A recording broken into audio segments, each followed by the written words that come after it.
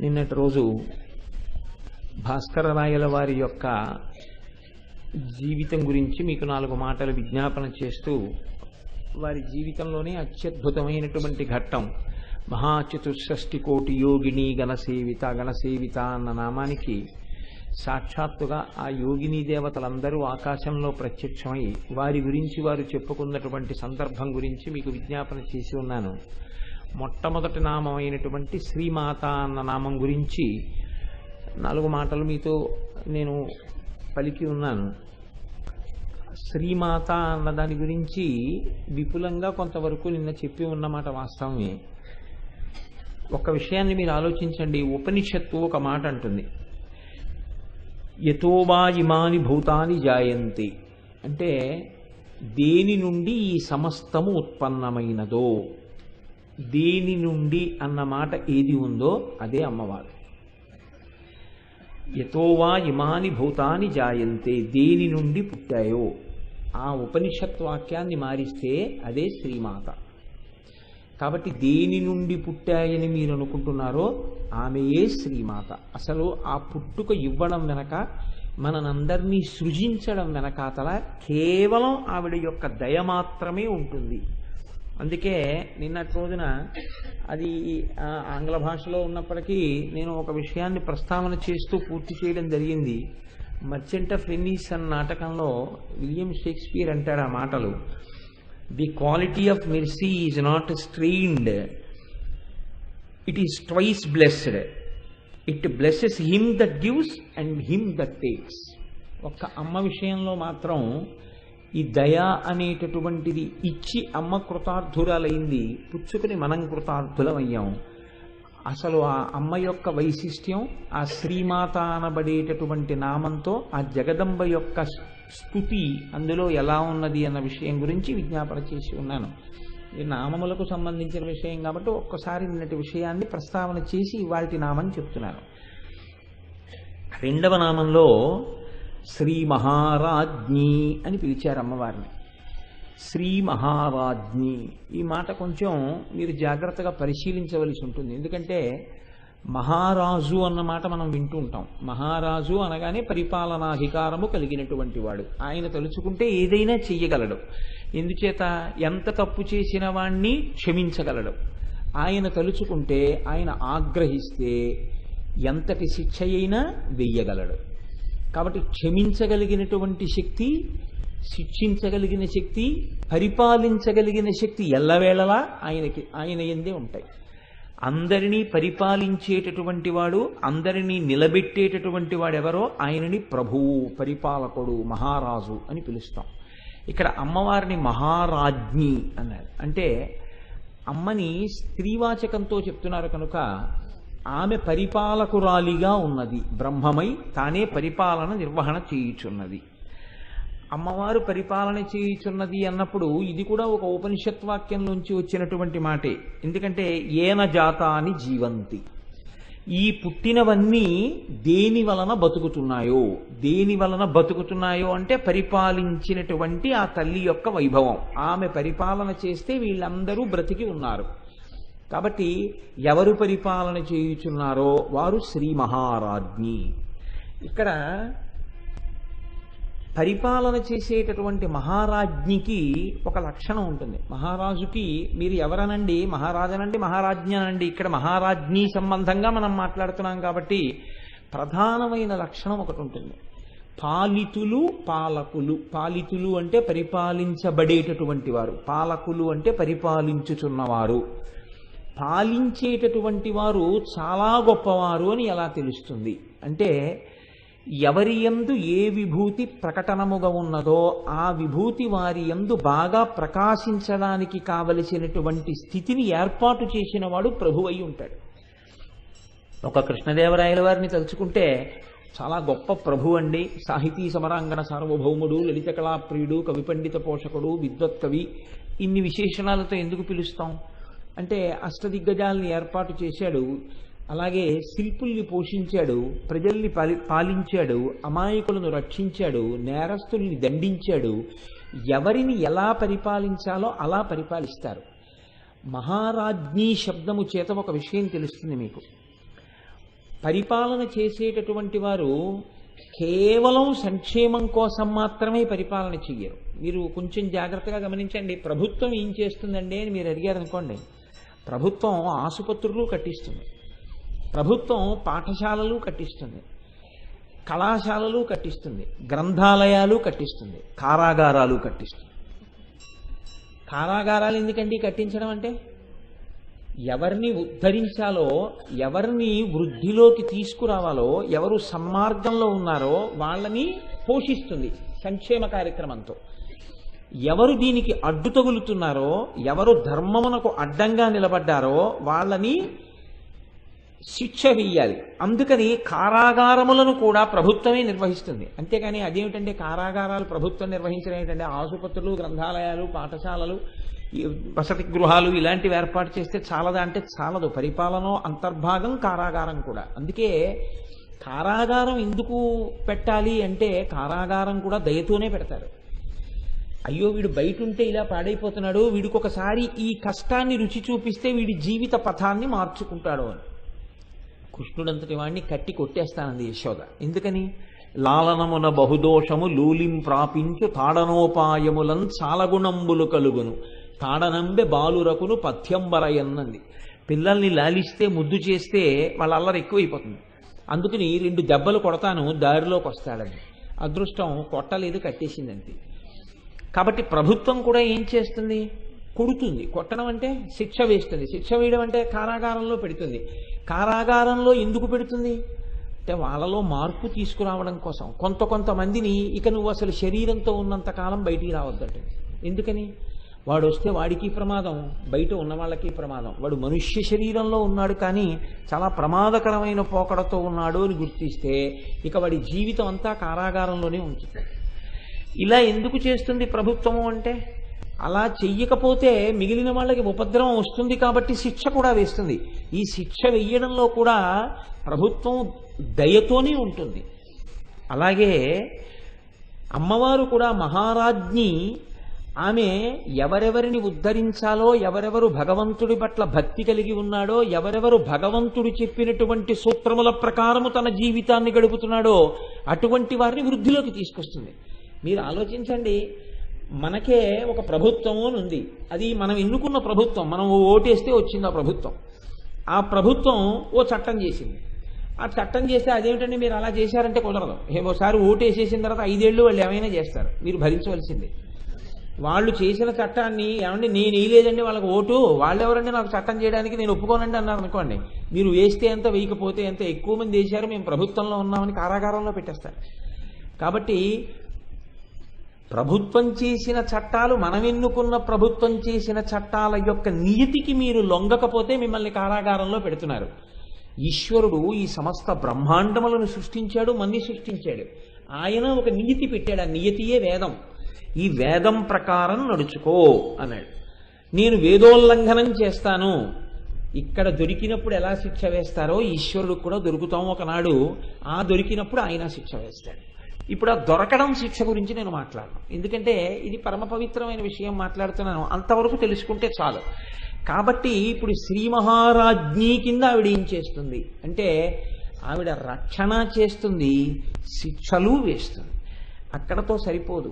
మహారాజ్ఞి అన్న మాట చేత వేదాన్ని అనుసరించి జీవించేటటువంటి భక్తులైన వాళ్ళు, భగవంతుని పట్ల విశేషమైనటువంటి భక్తి తత్పరత కలిగినటువంటి వాళ్ళు, సామాన్యమైన స్థాయిలో ఉన్నటువంటి వాళ్ళ దగ్గర నుంచి ఎవరికి ఏ కోర్కె కోరుకున్నా ఆ కోర్కెలను తీర్చగలిగినటువంటి సమస్త శక్తులు తనయందే ఉన్నటువంటి తల్లి కనుక మహారాజ్ఞి శబ్దము అన్వయమైనప్పుడు ఆ తల్లికున్న మరొక పేరు కామకోటి. కంచి కామకోటి పీఠం, కంచి కామకోటి పీఠం అంటుంటాం. కామకోటి అంటే ఏమిటో తెలుసా అండి? కామము అంటే కోరిక. ఇప్పుడు నేనున్నాను, నేను ఇవాళ ఈ వేదిక మీదకి వస్తున్నప్పుడు ఎందుకు వస్తున్నాను ఈ వేదిక మీదకి? నా జీవితంలో లలితా సహస్రనామ స్తోత్రంలో 4 నామాల గురించి చెప్పుకుని నేను కొన్ని రోజుల పాటు నా జీవితంలో కొన్ని గంటలు ధన్యత పొందాలి అని ఇక్కడికి వస్తున్నాను. ఇప్పుడు నాకు ఒక కోరిక ఉందా లేదా? అది ఉత్తమమైన కోరిక, ఇంకో కోరిక పక్కన పెట్టండి. ఒక కోరిక ఉంది. ఇప్పుడు ఈ కోరిక ఉన్నప్పుడు ఈ కోరిక నాకు తీరాలి, లలితా సహస్రనామ స్తోత్రం గురించి 4 మాటలు చెప్పుకోగలిగినటువంటి శక్తి నా నుండి ప్రకటనమగుగాక. ఇప్పుడు ఈ శక్తి నాకు ఇస్తే కదా ప్రకటనమవుతుంది. ఎవరివ్వాలి ఆ శక్తిని? అమ్మవారు ఇవ్వాలి. కామకోటి, అక్కడ ఒక హద్దు. ఒక ఆయనకి 3 పూట్ల కాదు 6 పూట్ల తింటే బాగుండు. ఇప్పుడు ఆయనకి 6 పూట్ల తిన్నా జీర్ణం అయిపోతుంది. కామకోటి.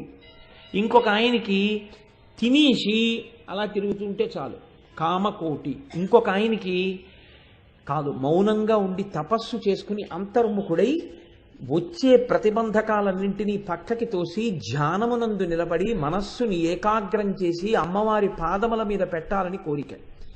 ఇది తనే సాధించుకోగలిగితే మీరు నేను అందరం సాధిస్తాం.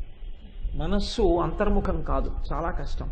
ఇప్పుడు ఆయనకి ధ్యానం ఇష్టం నిలబడాలి. ఎవరు అనుగ్రహం ఉండాలి? కామకోటి. ఈ కోటి అంటే హద్దు. ఒక్కొక్కరి కోరికలోకి కొన్ని గుంపులు వస్తాయి, గణములు వస్తాయి. ఇలా తపస్సు చేసుకోవాలనుకున్న వాళ్ళ యొక్క గణములు. ఇందులో కొంతమందిని అమ్మవారు ఏం చేస్తుందంటే చెయ్యట్టుకుని దడి దాటిస్తుంది. ధ్యానం ఇష్ట కుదిరింది దీనికి. ఇప్పుడు కామకోటి. ఇంకొక ఆయనకి కోరిక ఏమిటి? అమ్మవారి దర్శనం చేసి 4 శ్లోకాలని రచన చెయ్యాలి, ఆసువుగా నోటి వెంట వచ్చేయాలి. కామకోటి. ఆయన చేత కవి అనేటట్టుగా శక్తినిస్తుంది. వేరొకరికి మోక్షాన్ని పొందాలి. కామకోటి. కోటి అంటే హద్దు. మీరు ఏ చిన్న కోరిక కోరినా ఆ చిన్న కోరిక దగ్గర నుంచి మోక్షమనబడేటటువంటి స్థితి వరకు ఎన్ని హద్దులున్నాయో ఇన్ని హద్దులను దాటించి ఏ హద్దులలో ఉన్న వాళ్ళకి ఆ హద్దుల్లో ఆ స్థాయిల్ని బట్టి ఆయా కోర్కెలను తీర్చగలిగినటువంటి సమస్త శక్తులు కేంద్రీకృతమైనటువంటి అమ్మ పరిపాలకురాలిగా కూర్చుని వీటిని మీకు అనుగ్రహిస్తే ఆమె శ్రీ మహారాజ్ఞి. ఇప్పుడు లోకంలో ఎవరికైనా కోరిక తీరింది, ఏమిటి అదృష్టం? అమ్మవారి అనుగ్రహాన్ని పొందాడు. మీరు సంకల్పం చేయడం తేలికండి. ఇదే నేను తరచు మాట్లాడుతుంటాను. సుందరకాండలో సీతమ్మ అంటుంది, కచ్చిత్ పురుషకారంచ దైవంచ ప్రతిపద్యతే అని అడుగుతుంది. రాముడు తన ప్రయత్నం తాను చేస్తూ దైవాన్ని మర్చిపోలేదు కదా అంటుంది. చాలా మంది దగ్గర వచ్చేటటువంటి పెద్ద ఇబ్బంది ఎక్కడ ఉంటుందంటే, తమకి ఉన్నటువంటి వనరులను దృష్టిలో పెట్టుకుని ఈ పని నేను చేసేస్తాను అంటాడు.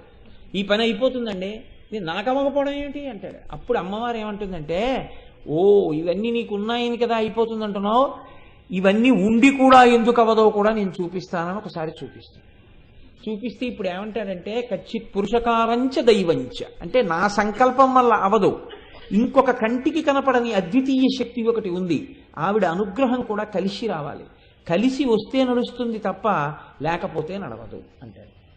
ఇప్పుడు ఇది ఇలా నిలబడడం వెనకాతల అమ్మవారి అనుగ్రహం తోడయిందా? ఆ కోటి దాటుతూ ఉంటాడు, కామకోటి దాటుతూ ఉంటాడు. దాటి చిట్ట చివరికి ఏ స్థితి కడతాడు? ఆవిడే తానవుతాడు. అదే మోక్షం అంటే.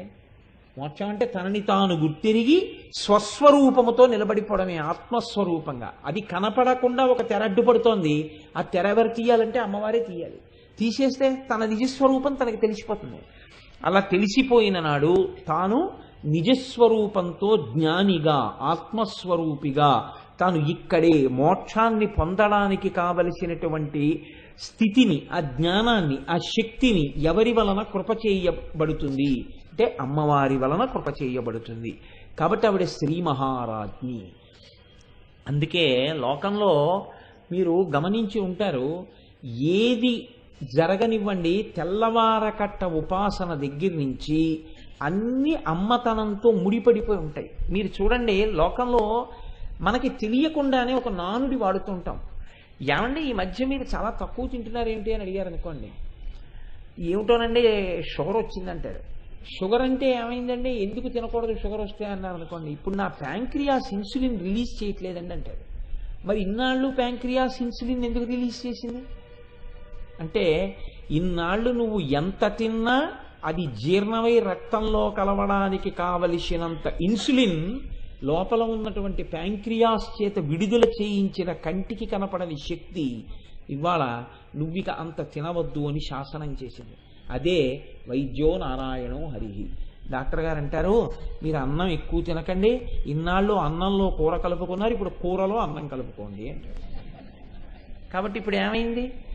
అందుకే ఏమండి మీరు ఈ మధ్య గుళ్ళోకి రావట్లేదేమండి అన్నారు అనుకోండి, మోకాళ్ళలో శక్తి తగ్గిపోయిందండి అంటారు, శక్తి క్షీణించింది అంటారు. ఏమండి ఈ మధ్య మీరు ఎక్కువగా ఈ పూర్వం తిరుగుతుండేవారు, ఇప్పుడు ఎక్కడ తిరగట్లేదేమి అంటే, పూర్వంలా శక్తి ఎక్కడ ఉందండి, ఇప్పుడు శక్తి క్షీణించిపోయిందంటారు. దేని గురించి మీరు మాట్లాడండి, ఆ శక్తి తగ్గిపోయిందంటారు. మీరు లోకంలో ఒక మాట వినుంటారు, మనకి తెలిసి తెలియక కూడా అదే మాట్లాడుతుంటాం మనం, పవర్ పోయిందంటాం. పవర్ పోయిందంటే చూడండి, ఇన్ని ఉంటాయి, ఇన్ని లైట్లు ఉంటాయి, మైకులు ఉంటాయి, ఫ్యాన్లు ఉంటాయి, ఇన్ని ఉంటాయి. పవర్ పోయిందనుకోండి, ఈ మైకు వినపడేటట్టు చేయదు, ఆ లైటు వెలగదు, ఆ ఫ్యాను తిరగదు. నేను ఇక్కడే ఉంటాను చెప్తూనే ఉంటాను, మీకు ఏమిటి ప్రయోజనం? అటు వాళ్ళకి వినపడదు. అంటే కంటికి కనపడని పవర్ ఒకటి ఉంది. ఆ పవర్ ఏం చేస్తోందంటే, శక్తి ఏం చేస్తోందంటే నా భావనని వాక్కులుగా మార్చేస్తోంది. ఈ వాక్కులు నా చేత పలికేటట్టు చేసి ఒక క్రమంలో వచ్చేటట్టుగా, అవతల వారికి అర్థం అవ్వాలి కాబట్టి ఒక క్రమంలో వచ్చేటట్టు, ఒక ఆలోచన ఇంకో ఆలోచన చేత విసిరివేయబడకుండా రక్షణ చేస్తూ ఒక క్రమంలో వాక్కులను ఇస్తోంది. ఆ వాక్కులు పైకి వచ్చేటప్పుడు ఉచ్చారణ యందు దోషం లేకుండా కాపాడుతోంది. ఇది చక్కగా మీ అందరూ కూర్చుని అత్యంత శ్రద్ధాళువులై వినేటట్టుగా మీ మనస్సుని అక్కడ నిలబడేటట్టు చేస్తోంది. ఈ చెవులతో మీరు వింటున్నప్పుడు నాలో ఉన్న భావము మీలో ఉన్న భావముగా మారిపోతుంది. చివరికి సభాపతిభ్యశ్చవో నమో నమో, సభాపతి భావమే సభ యొక్క భావముగా మారిపోతుంది. దీనికి అంతటికి వెనక ఏదుంది? శక్తియే ఉంది. ఆవిడ పరిపాలిస్తోంది సభనంతటిని. కాబట్టి శ్రీ మహారాజ్ఞి, మీరు ఆ కోణంలో చూడడం మీకు అలవాటవ్వాలి తప్ప ప్రతి క్షణం మీకు ఆవిడ పరిపాలన కనపడుతూనే ఉంటుంది, ప్రతి క్షణం. ఇది శ్రీ మహారాజ్ఞీ తత్వం అయితే ఆవిడ లోకాన్నంతటినీ కూడా కాపాడుతోంది.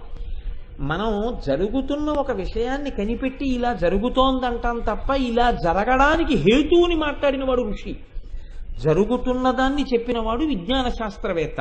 వాళ్ళిద్దరి మధ్య ఏమీ అభిప్రాయ భేదం కానీ వాళ్ళిద్దరి మధ్య తగువు కానీ ఏమి ఉండవు. పరిణతి పొందినటువంటి విజ్ఞాన శాస్త్రవేత్త ఋషికి నమస్కారం చేస్తాడు.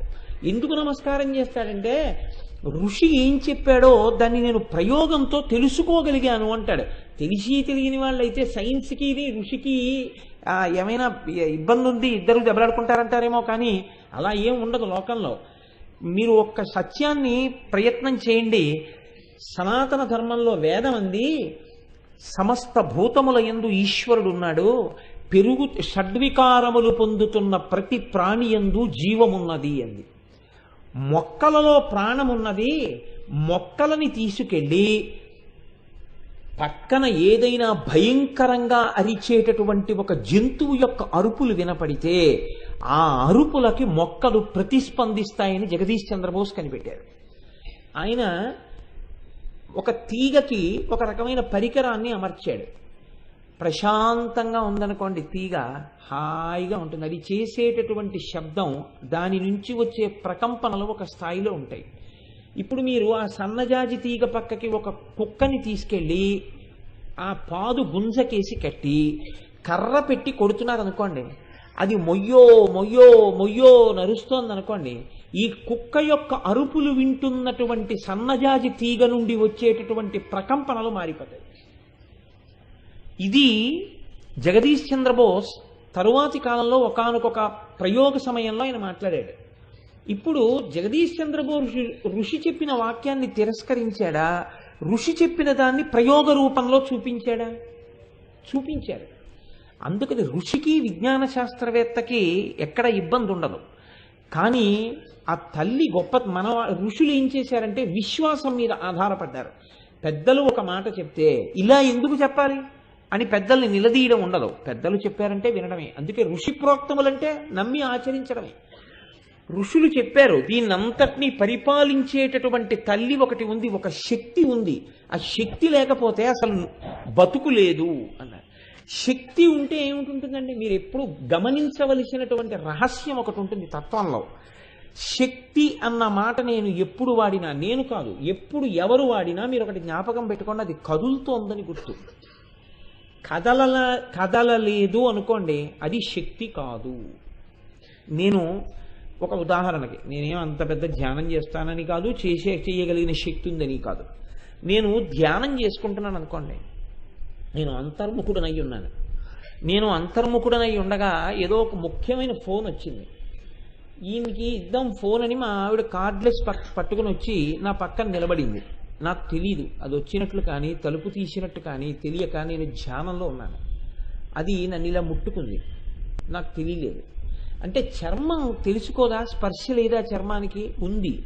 కానీ చర్మానికి ఉన్నటువంటి స్పర్శని ఎవరు అందుకోవట్లేదు? మనసు అందుకోవట్లేదు. ఎందుకు అందుకోవట్లేదు? మనసు ఇక్కడ విడిపోయింది. మరి ఇక్కడ విడిపోతే దేన్ని పట్టుకుంది? లోపల ఇంకొక దాన్ని పట్టుకుంది. ఈ కంటికి ఏది కనపడదో ఆ కన్ను మూసేసి లోపల కన్ను తెరిచింది.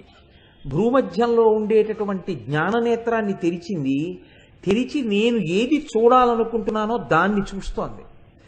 ఆ అమ్మవారి పాదములను గట్టిగా పట్టుకుని ఉన్న కారణం చేత చర్మమునకు నా భార్య చేతి స్పర్శ తగిలినా లోపల మనస్సు ప్రతిస్పందించలేదు. ఎవరో నిన్ను తాకారు అని చెప్పలేదు. ఎందుకని? దీనితో దానికి సంబంధం విడిపోయింది, దీనితో దానికి సంబంధం ఏర్పడింది. ఇప్పుడు గట్టిగా కొట్టింది అనుకోండి, ఇలాగా దానితో దీనిలోకి వస్తుంది. వచ్చినప్పుడు కోపం వస్తుంది. మీరు గమనించారో లేదో? మామూలుగా మీరు ఉన్నారనుకోండి, ఇలా అంటే ఏమండే అంటాం. లోపలి వస్తువుని పట్టుకునే ప్రయత్నంలో మీరుండగా మీ ధ్యానం భంగం చేశారనుకోండి, మీ ఆగ్రహానికి గురవుతారు. కళ్ళు తెరిచి బుద్ధుందా లేదా? ఫోన్ అయితే ఎందుకు అలాగా? మళ్ళీ ఎంత సమయం పడుతుందో తెలుసా అంతర్ముఖుడిని అవడానికి? ఎందుకు అలా కలుపుతాం అంటాం. అంటే తనంత తాను విడిపడాలి మళ్ళీ. ఇప్పుడు ఏమైంది మీరు ఇక్కడ నేను ఈ మాట ఎందుకు చెప్తున్నానంటే, కదలిక, ఈ మనస్సు పైకి కదలడం మాని లోపలికి కదలడానికి కూడా శక్తి అనుగ్రహమే ఉండాలి. లోపలికి కదిలి పట్టుకోవడానికి. ఒక స్థితిలో ఏమైందంటే కదలడం మానేసి మనసు కదలటం లేదు. కదలకుండా నేను ఏ వస్తువుని చూస్తున్నానో ఆ వస్తువుని అలా పట్టుకుని ఉండిపోయింది. అప్పుడు ఏమైపోయిందంటే నేను ఒక గొప్ప ఆనంద తన్మయత్వంలో ఉండడంలో ఆ వస్తువు నేనైపోయాను. అప్పుడు ఏ వస్తువుని ధ్యానం చేస్తున్నానో ఆ వస్తువుగా నేను మారిపోయి ఉన్నాను. అది కదలిక లేని స్థితి శివం. ఇప్పుడు సరోవరమునందు తరంగములు లేవు, నిశ్చలంగా ఉంది. శరీరం అలా కూర్చునుంది, లోపల చాలా నిశ్చలంగా ఉన్నాడు. ఏ కదలిక లేవు, ఇంద్రియాల అలజడి లేదు, మనస్సు యొక్క అలజడి లేదు, ఏమీ లేదు, నిశ్శబ్దంగా ఉంది. ఇలా ఉండేటప్పటికే ఆనందం అక్కడ ఉంది. అందుకని అంతర్ముఖుడయ్యాడు. ఆ ఆనందాబ్ధిలో ఓలలాడుతూ అలా ఉండిపోయి ఉన్నాడు. కొంతసేపు అయ్యాక బహిర్ముఖుడయ్యాడు. బహిర్ముఖుడు అవగానే మళ్ళీ దుఃఖం ప్రారంభం. ఇంద్రియాలు మనసు పనిచేయడం మొదలుపెట్టి బయటికి తిరిగితే మళ్ళీ కదలికలు వచ్చేస్తాయి. అందుకని శక్తి అంటే కదలిక, కదులుతోంది. ఈ కదలిక లేదనుకోండి, ఆగిపోయిందనమాట వ్యాపారం. ఇది ఈశ్వరపరంగా ఆగిపోయిందనుకోండి, శివం అయ్యాడు. బాహ్యంలో కదలిక లాగాయనుకోండి, బ్రహ్మాండ పరంగా కదలిక ఆగిపోయిందనుకోండి, ఉపద్రవం వచ్చేసిందని గుర్తు. అంటే మీకు నేను ఇంకొంచెం బాగా వివరణ చేయాలి అంటే ఒక్క మాట చెప్తాను. భూమి తిరగడం మానేసింది అనుకోండి. భూమి ఉందండి, ఇప్పుడు ఎలా ఉందో అలా. భూమి తిరగడం మీరు చూశారా? నిజంగా చెప్పండి నాకు. నేను చూశానా, మీరు చూసారా భూమి తిరగడం? మనం చూడక్కర్లేదు, కానీ భూమి తిరుగుతోంది. ఈ తిరుగుతున్న భూమి తిరగడం ఆపేసింది అనుకోండి, తిరగలేదు. మీరు నేను తోసామండి భూమిని ఎప్పుడన్నా తిరగమని, లేకపోతే తాళ్ళెట్టి లాగామా? మనం ఏం చేయలేదు, తిరుగుతోంది అంతే. ఆగిపోయింది అనుకోండి తిరగడం. ఆగిపోతే ఏమవుతుంది? భూమి ఇలా తన చుట్టూ తాను తిరుగుతోంది కాబట్టి, ఇది నిజానికి సూర్యుడికి ఉదయం లేదు, అస్తమయం లేదు. సూర్యుడు ఇలాగే ఉంటాడు. భూమి ఇలా సూర్యుడి చుట్టూ తిరుగుతూ ఇలా సూర్యుడికి ఎదురొచ్చింది అనుకోండి పగలు, భూమి కదలడం ఆగిపోయి ఇలా ఉండిపోయింది అనుకోండి, ఇలా తిరగట్లేదు, ఇలా ఉండిపోయింది. ఉండిపోతే ఇటువైపు వాళ్ళకి ఎప్పుడూ పగలవు, ఇటువైపు వాళ్ళకి ఎప్పుడూ రాత్రి, ఇటువైపు వాళ్ళకి నీరు ఉండదు, ఇటువైపు వాళ్ళకి నీరు ఎక్కువైపోతుంది, ఇటువైపు వాళ్ళకి అసలు చల్లతనం అంటే తెలియదు, ఇటువైపు వాళ్ళకి వేడంటే తెలియదు. ఇటు చల్లతనం ఇటు వేడి ఎక్కువైపోయి ఈ భూమి ఎప్పుడో బద్దలైపోతుంది. ఈ భూమి తిరుగుతోంది కాబట్టి పగలు చీకటైతే మీరు నిద్రపోతున్నారు, చీకట్లు పగటైతే మీ ఇంద్రియాలు లేచి మళ్ళీ లోకాన్ని అనుభవిస్తున్నారు. ఈ భూమిని ఎవరు తిప్పుతున్నారు? మీకు లోకంలో ఏది తిరిగిందన్నా it presupposes the existence of power. ఈ ఫ్యాన్ తిరుగుతోంది, కరెంట్ ఉంది. మైక్ పనిచేస్తోంది, కరెంట్ ఉంది. భూమి తిరుగుతోంది, శక్తి ఉంది కదండి. ఇప్పుడు గాలి వీస్తోంది, గాలి కదులుతోంది, కదిలితే కదా గాలి మీ దగ్గరికి వస్తుంది. నీరు ప్రవహిస్తోంది, గడ్డి పెరుగుతోంది, విత్తనంలోంచి అంకురం వస్తోంది. అంటే ఈ కదలికలన్నీ ఎక్కడి నుంచి వస్తున్నాయి? శక్తిలోంచి వస్తున్నాయి. అంతవరకు ఎందుకండి, మీకు నేను ఒక్క మాట చెప్తాను. గుండె కొట్టుకుంటోంది, రక్తం కదలడం ఆగిపోయింది. లేకపోతే రక్తం చాలా వేగంగా తిరుగుతోంది. ఉత్తర క్షణం ఏమంటారంటే ఈయనకి నిద్ర మాత్ర వేసేసి పడుకోబెట్టేయండి అంటారు, బ్లడ్ ప్రెషర్ ఎక్కువగా ఉంది. రక్తం నియతితో ఒక్క వేగంతోనే పరిగెత్తాలి, రక్తం ఆగకూడదు, ఎక్కువ వేగంతో పరిగెత్తకూడదు. ఇది గమనించిన వాళ్ళే ఏమన్నారంటే వడిబాయక తిరిగే ప్రాణబంధుడా అన్నమాట. వడి అంటే వేగం, ఆ వేగాన్ని మించకూడదు. మీరు డాక్టర్ గారి దగ్గరికి వెళ్తే చేతికి ఒక బట్ట లాంటిది కట్టి ఇలా గొట్టం నొక్కుతూ ఇలా ఇలా చూస్తారు. 120/80 ఉందనుకోండి అంటారు. కొంచెం ఏమైనా తేడాగా ఉందనుకోండి, ఎక్కడికైనా ఊరు వెళ్తారేంటంటే ప్రసంగాలకి 2-3 రోజులు వెళ్ళకండి, ఇంట్లో ప్రశాంతంగా ఉండండి అంటారంటే బీపీ షూటప్ అయిందనమాట, రక్తం యొక్క వేగం పెరిగిందనమాట. ఈ వేగం పెరిగిపోకూడదు, తరిగిపోకూడదు. మీరు చూడండి, భూమి తన చుట్టూ తాను 24 గంటల్లోనే తిరగాలి. నా ఇష్టం వచ్చినట్టు నేను తిరుగుతానేమో, భూమి అలా తిరగదు. సూర్యుడి చుట్టూ భూమి ఒక నీతితోటే తిరగాలి, సూర్యుడు తన చుట్టూ తాను ఒక నీతితోటే తిరగాలి. ఎవరి శాసనానికి తిరుగుతున్నాయి? వాళ్ళు మీ కంటికి ఏమైనా కనపడుతున్నారా? ఓ రోజు 3 గంటల్లో తెల్లారిపోయింది అనుకోండి, 24 గంటలు లేదన్నారు అనుకోండి, మన బతుకులు ఏమైపోవాలి? ఒక రోజు ఆఫీసు వెళ్ళిన తర్వాత ఆఫీస్ నుంచి సూర్యాస్తమయం మనకు ఆఫీస్ అయిపోతుంది అని రూల్ పాస్ చేసి సూర్యాస్తమయం ఎప్పుడవుతుందో ఎవరికి తెలియదు అనుకోండి, మీరు ఇంటికి ఎప్పుడు వస్తారో ఎవరికి తెలియదు అనమాట. సినిమాకి ఎప్పుడు వెళ్ళాలో ఎవరికి తెలియదు, ఫస్ట్ షో ఎప్పుడు ఉంటుందో తెలియదు, టీవీలో అన్నిటికన్నా పెద్ద ప్రమాదం సీరియల్ ఎప్పుడు వస్తుందో తెలియదు. ఎంత ప్రమాదం వచ్చింది చూడండి. అంటే ఇవన్నీ దేని వల్ల నడుస్తున్నాయి? కదలిక. ఈ కదలిక అన్నదంతా శక్తి, శక్తి మీద ఆధారపడింది. ఇప్పుడు చెప్పండి, ఎవరు పరిపాలన చేస్తున్నారు? శ్రీ మహారాజ్ఞి ఆ తల్లి. ఆవిడ ఆదేశమునకు ఈ కదలికలు లేకపోతే లేదంతే. అందుకే శంకరాచార్యుల వారు అద్భుతమైన మాట ఒకటి చెప్పేశారు. ఎక్కడ చూస్తావు అమ్మవారిని అని అడిగారు ఆయన. జపోజల్ప శిల్పం సకలమపి ముద్రా విరచన. అమ్మవారి దర్శనానికి ఎక్కడికెడతావురా? ఇలా చెయ్యి కదిలితే అమ్మవారు కదుపుతోంది, లోపల అమ్మవారు ఉంది. మాట్లాడితే అమ్మవారు మాట్లాడిస్తోంది. ఇది గమనించి చెయ్యి కదిపితే ఆ కదిపిన వాడి చేతులు కదిపినప్పుడల్లా వాడు ముద్రలు పట్టినట్టే. ఇది తెలుసుకున్నవాడు మాట్లాడితే వాడు మాట్లాడిందల్లా అమ్మవారి స్తోత్రమే అయి కూర్చుంటోంది. ఎందుకని వాడు వెనక ఉన్న శక్తిని ఉపాసన చేస్తున్నాడు, తెలుసుకుంటున్నాడు. కాబట్టి ఇప్పుడు వాడు దుర్వినియోగం చేయడు దాన్ని. కాబట్టి ఇది శ్రీ మహారాజ్ఞి. ఇప్పుడు చూడండి, ఈ కదలికలయందు బ్రహ్మాండమంతా నిలబడుతోంది. ఈ బ్రహ్మాండము నిలబడము అంటే బ్రహ్మాండంలో మనము నిలబడుతున్నాం, దేవతలు నిలబడుతున్నారు. కదులుతోంది కాబట్టి భూమి సూర్యుడి వలన వేడిని గ్రహించి కిరణజన్య సంయోగ క్రియ చేత చెట్లు కాయలు పళ్ళు ఆకులు మనకు ఆహారము ఇస్తున్నాయి. కాబట్టి మనం వర్షం పడాలని కోరుకుని, సూర్యుడు ప్రకాశించాలని కోరుకుని దేవతలను ఉద్దేశించి హోమం చేస్తున్నాం, యజ్ఞం చేస్తున్నాం, యాగం చేస్తున్నాం. ఈ హవిస్సు పుచ్చుకుని దేవతలు ప్రీతి చెంది వర్షం కురిపిస్తున్నారు. బయట ఎలా బ్రహ్మాండము యొక్క నిర్వహణ జరుగుతోందో అలాగే ఇక్కడ కూడా ప్రతి క్షణం అమ్మవారు పరిపాలన చేస్తుంటుంది. దీన్ని ఎలా పరిపాలన చేస్తుందో తెలుసా అండి? మన పెద్దలు కొన్ని మాటలు చెప్తూ ఉంటారు. చప్పట్లు కొట్టవద్దు అంటారు. తెలిసి తెలియక ఏమంటుంటామంటే మనం చప్పట్లు కొట్టండి, చప్పట్లు కొట్టండి అంటుంటారు. చప్పట్లు కొడితే అర్థం ఏమిటంటే అసలు యథార్థంగా నీవు అనర్హుడవు, వేదికను ఎక్కక్కర్లేదని దాని గుర్తు. చప్పట్లు కొట్టకూడదు, పాదం మీద పాదం వేసి రాయకూడదు. అలాంటివి ఎందుకు నియతి ఏర్పాటు చేశారో తెలుసా అండి? దేవతల యొక్క అంశాలు ఎక్కడుంటాయంటే మనుష్యుని యొక్క శరీరాన్ని ఆవహించి ఉంటాయి. 33 దేవతలు ఆవహించి ఉంటారు. అందుకే దేహో దేవాలయ ప్రోక్త జీవో దేవ సనాతన.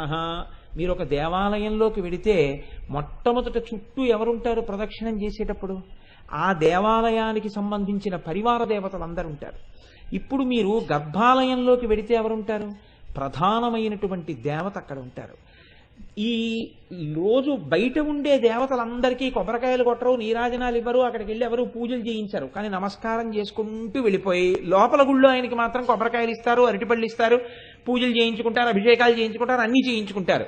కానీ అర్చకుడు ఏం చేస్తాడు? రోజు నైవేద్యం సమయం అయిందనేటప్పటికీ ప్రధానమూర్తితో పాటుగా ఈ ఉపదేవాలయాలన్నిటికీ కూడా నైవేద్యం తీసుకొచ్చి పెడతారు. మీరు పెద్ద పెద్ద క్షేత్రాలకు వెడితే గమనించుంటారు, నైవేద్యం వేళ అయిందని అన్ని గుళ్ళు కట్టేస్తారు. కట్టేస్తే ముందు గంట వాయిస్తూ వెడుతూ ఉంటారు, బట్ట కప్పి నైవేద్య పాత్ర పట్టుకుని అన్ని దేవాలయాల్లోకి వచ్చి నైవేద్యం పెడతారు. బలిహరణ మంటపాలను ఉంటాయి, బలిహరణం పీఠాలు, వాటి మీద బయట ఉండేటటువంటి భూతములకు కూడా బలి సమర్పిస్తారు. అక్కడ ఆ భూతములు కూడా తినాలని. అలాగే ఈ శరీరమును ఆవహించి 33 దేవతలు ఉంటారు. ఎప్పుడు ఈ 33 దేవతలకి ఇందులోంచి అందుతూ ఉంటుంది, హవిస్సు అందుతూ ఉంటుంది. ఇది పెద్ద దేవాలయం అండి శరీరం. అందుకే శరీరాన్ని అంత పవిత్రంగా ఉంచడం నేర్పారు మన వాళ్ళు. ఎక్కడ పడితే అక్కడ, ఎలా పడితే అలా తీసుకోవడం అన్న దాన్ని చెయ్యకపోవడానికి కారణం అదే. మీరు చూడండి, ఇందులో చాలా చిత్రమైనటువంటి విషయం ఏమిటంటే, ఈ తల్లి శరీరంలో ఉండేటటువంటి అనేకమైనటువంటి చోట్ల అగ్నిర్మే వాచి శ్రిత, వాయుర్మే ప్రాణే శ్రిత, దిశో మే శ్రోతే శ్రిత, ఆపో మే రేతస శ్రితా, ఓషధి వనస్పతయో మే లోమసు శ్రితా, ఇంద్రో మే బలే శ్రిత, పర్జనోచ మే మూర్ధ్ని శ్రిత, ఈశానో మే మన్యౌ శ్రిత, ఆత్మావ ఆత్మని శ్రిత. ఈ దేహమునందే ఆవహించి వాక్కు యందు అగ్నిహోత్రం ఉంటుంది. అందుకే నేను ఏమంటే ఆయన మాట విన్న తర్వాత మారిపోయానండి అంటాడు. మారిపోయానండి అంటే అగ్నిహోత్రమై పచనం చేసి కాల్చి అజ్ఞానాన్ని దహిస్తుంది వాక్కు. అందుకని వాక్కు యందు అగ్నిహోత్రం ఉంటుంది, ప్రాణమునందు వాయువు ఉంటుంది. అందుకే వాయుచలనం ఆగిపోయింది అనుకోండి, ప్రాణం పోయిందంటారు. ప్రాణమునందు వాయువు. దిగ్దేవతలు శ్రోత్రములందు ఉంటారు, వరుణుడు రేతస్సునందుంటాడు, ఓషధీశ్వరులు కేశములను ఆశ్రయించి ఉంటారు, ఇంద్రుడు బలమునందుంటాడు, పర్జన్యుడు శీర్షమునందుంటాడు, ఈశానుడు మన్యువునందుంటాడు. లోపల ఆత్మయందు పరమేశ్వరుడు ఉంటాడు. ఈ లోపల ఉండేటటువంటి ఈ పరమేశ్వరుడు ఈవిడే. తస్య మధ్యే మహానగ్నిర్విశ్వార్చిర్విశ్వతోముఖ సోగ్రభుగ్విభజన్నిస్తన్నాహారమజర కవి తిర్యగూర్ధ్వమధశాయీ రశ్మయస్సస్త సంతతా సంతాపయతి స్వందేహమాపాదతలమస్తక తస్యా శిఖాయా మధ్యే పరమాత్మా వ్యవస్థిత అని రోజు మనం మంత్రపుష్పం చెప్తుంటాం కదా. ఇక్కడే నివారస్సూకవత్తన్వీ పీతాభాస్వత్యనూపమ అని నాభ్యాము పరితిష్టతి అని బొడ్డులో చిటికిన వేలు పెట్టుకుని పైకి బొటన వేలు పెట్టుకుంటే బొటన వేలు ఎక్కడ తగులుతుందో అక్కడ ఇలా వంగినటువంటి ఒక కమల ఉంటుంది. దాని మొగ్గ చివర అగ్నిహోత్రం వెలుగుతూ ఉంటుంది. ఆ ప్రకాశం మధ్యలో నీవారస్సూకవత్తన్వీ పీతాభాస్వత్యనూపమ, బొడ్డుగింజ పట్టుకుని గీరుకుంటే మొన ఎంత ఉంటుందో అంత చిన్న మొన ఉంటుంది. మళ్ళీ దాని మధ్యలో ఒక ప్రకాశం వెలుగుతుంటుంది. ఇది ఏం చేస్తుందంటే ఈ ఉన్నటువంటి దేవతలందరికీ కూడా మనం తిన్నటువంటి ఆహారాన్ని పచనం చేసి లోపల యజ్ఞవేదిలోకి ఎలా పడుతుందో అలా పడుతుంది. అందుకే తినే ముందు స్వాహాకారం చెప్తారు, ఎలా పడితే అలా తినడాన్ని అంగీకరించరు. ఓం ప్రాణాయ స్వాహ, ఓం అపానాయ స్వాహ, ఓం యానాయ స్వాహ అని పంచవ్యాహృతులు గుచ్చుకుంటారు ముందు. అంటే స్వాహ అంటూ అగ్నిహోత్రానికి ఇస్తారు. పంటికి తగలకుండా నాలుక మీద పెట్టి చప్పరించి మింగుతారు నీతి అన్నాన్ని. మింగితే అగ్నిహోత్రుడికి హవిస్సులు ఇచ్చినట్టు. ఆ హవిస్సులు ఇస్తే, అందుకే నియతి కలిగినటువంటి వ్యక్తికి భోజనాన్ని వడ్డించారనుకోండి దేవతార్చనకి, ఆయన చేసిన భోజనం యజ్ఞము చేసినటువంటి సోమయాజికి హవిస్సు, యజ్ఞగుండంలోకి హవిస్సు వేస్తే ఎంతో ఆయనకి భోజనం వడ్డించడం అంత ఫలితం. ఆయనకి వంట చేసి మీరు అక్కడ పెట్టారనుకోండి, ఈశ్వరుడు ఏ ఫలితాన్ని వాళ్ళ ఖాతాలో వేస్తాడంటే యజ్ఞమునకు కావలసినటువంటి సమస్త సంభారములను సిద్ధము చేసి అక్కడ పెట్టిన ఫలితం వేస్తాడు. ఒక యజ్ఞం చెయ్యాలంటే ఎన్ని సంభారాలు తీసుకొచ్చి నియమం ప్రకారం తెచ్చి అక్కడ పెట్టాలో అన్నిటినీ తెచ్చి అక్కడ పెట్టిన ఫలితం పడిపోతుంది. అందుకని లోపలికి పుచ్చుకున్న పదార్థాన్ని ఎవరు జీర్ణం చేస్తున్నారు? ఎవరు చిన్న అగ్నిహోత్ర రూపంలో ఉన్నదో అమ్మవారు, ఆవిడ పచనం చేసి ఆ తల్లి ఏం చేస్తోందంటే ఇప్పుడు ఆ వచ్చినటువంటి ఆ ప్రాణశక్తిని లోపలికి ఊపిరి పీలుస్తున్నప్పుడు ఫైర్ అయింది ఆక్సిజన్తో అంటుంటారు మన వాళ్ళు సైన్స్లో. ఫైర్ అయింది ఆక్సిజన్తో అంటే మీరు నడుస్తున్నప్పుడు ఫైర్ అవుతోందంటారు. ఆ అగ్నిహోత్రంలో వేల్చి దాన్ని ఏం చేస్తుందంటే దేవతలకు అందరికీ అందిస్తుంది. అందిస్తే ప్రధాన దేవతకి నైవేద్యం అయిన తర్వాత ఉపదేవాలయాల్లోకి అందినట్టుగా మిగిలినటువంటి దేవతలకు అందరికీ అందుతుంది. అందుకే మీరు చూడండి, అమ్మో ఇంకా నీరస పడిపోయింది బాబోయ్, ఏమైనా తింటే కానీ వీలు లేదంటాడు. చేతులు పనిచేయవు, కాళ్ళు పనిచేయవు, నేను మాట్లాడలేనంటాడు, ఊపిరి కూడా తీలేకపోతున్నానంటాడు. కానీ పెడితే తిని జీర్ణం చెయ్యడానికి ఎవరున్నాడో వాడు నీరసపడిపోయాడు అనుకోండి, మీరు తిన్నా జీర్ణం అవ్వదు. వాడొక్కడు మాత్రం నీరసపడిపోకుండా ఇంకా అలాగే ఉన్నాడు. అది ప్రధాన దేవత, ఆవిడ అమ్మవారు. ఆవిడ ఏం చేస్తోందంటే ఇక్కడే ఉండి పరిపాలన చేస్తోంది ఈ శరీరాన్ని. అందుకే ఆవిడ అంత గొప్ప పరిపాలన చేస్తుంటే నువ్వు ఏది పడితే ఏది, ఎలా పడితే అలా అందులోకి పొయ్యవచ్చా, ఏది పడితే అది అందులో వెయ్యవచ్చా ఆవిడ చూస్తుంది. ఆవిడ శిక్ష వెయ్యవలసి వచ్చిందనుకోండి, గమ్మత్తుగా ఒక్క శిక్ష వేస్తుంది.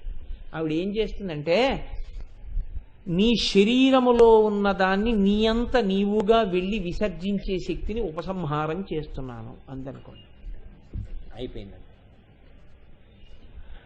ఎంత బతుకు బతికిన వాడైనా సరేనండి, అంతే, వాడి గౌరవం అక్కడితో వెళ్ళిపోయింది.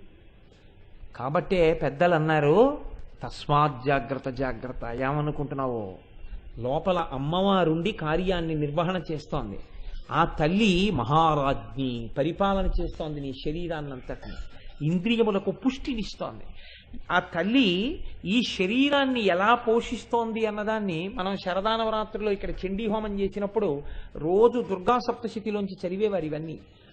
ఆ తల్లి లోపల ఉండి ఎలా పరిపాలన చేస్తుందో చూడండి. యాదేవి సర్వభూతేషు బుద్ధిరూపేణ సంస్థిత నమస్తస్యై నమస్తస్యై నమస్తస్యై నమో నమః.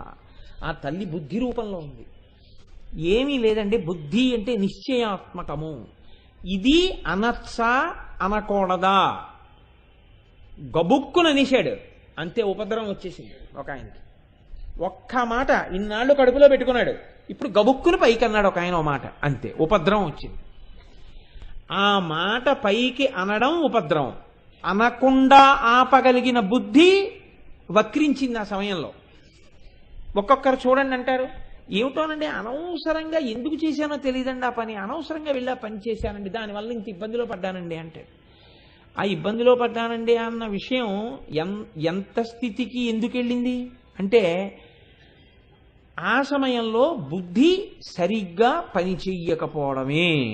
నేను మీకు దీనికి నేను ఇంకా ఏదో ఒకటి చెప్పకుండా ఉండలేకపోతున్నాను. అందుకని నేను ఇలాంటివి చెప్పాలి అంటే ఇంకొకరి జీవితంలో ఇవి చెప్పడానికి ఇష్టపడను, ఇంకొకటి చెప్పడానికి ఇష్టపడను. ఏదైనా అవమానకరమైన సందర్భం అయితే బుద్ధి సరిగ్గా పని చేయకపోతే వచ్చే ఉపద్రవం అంటే ఇంకొకరికి చెప్తే దోషం అది.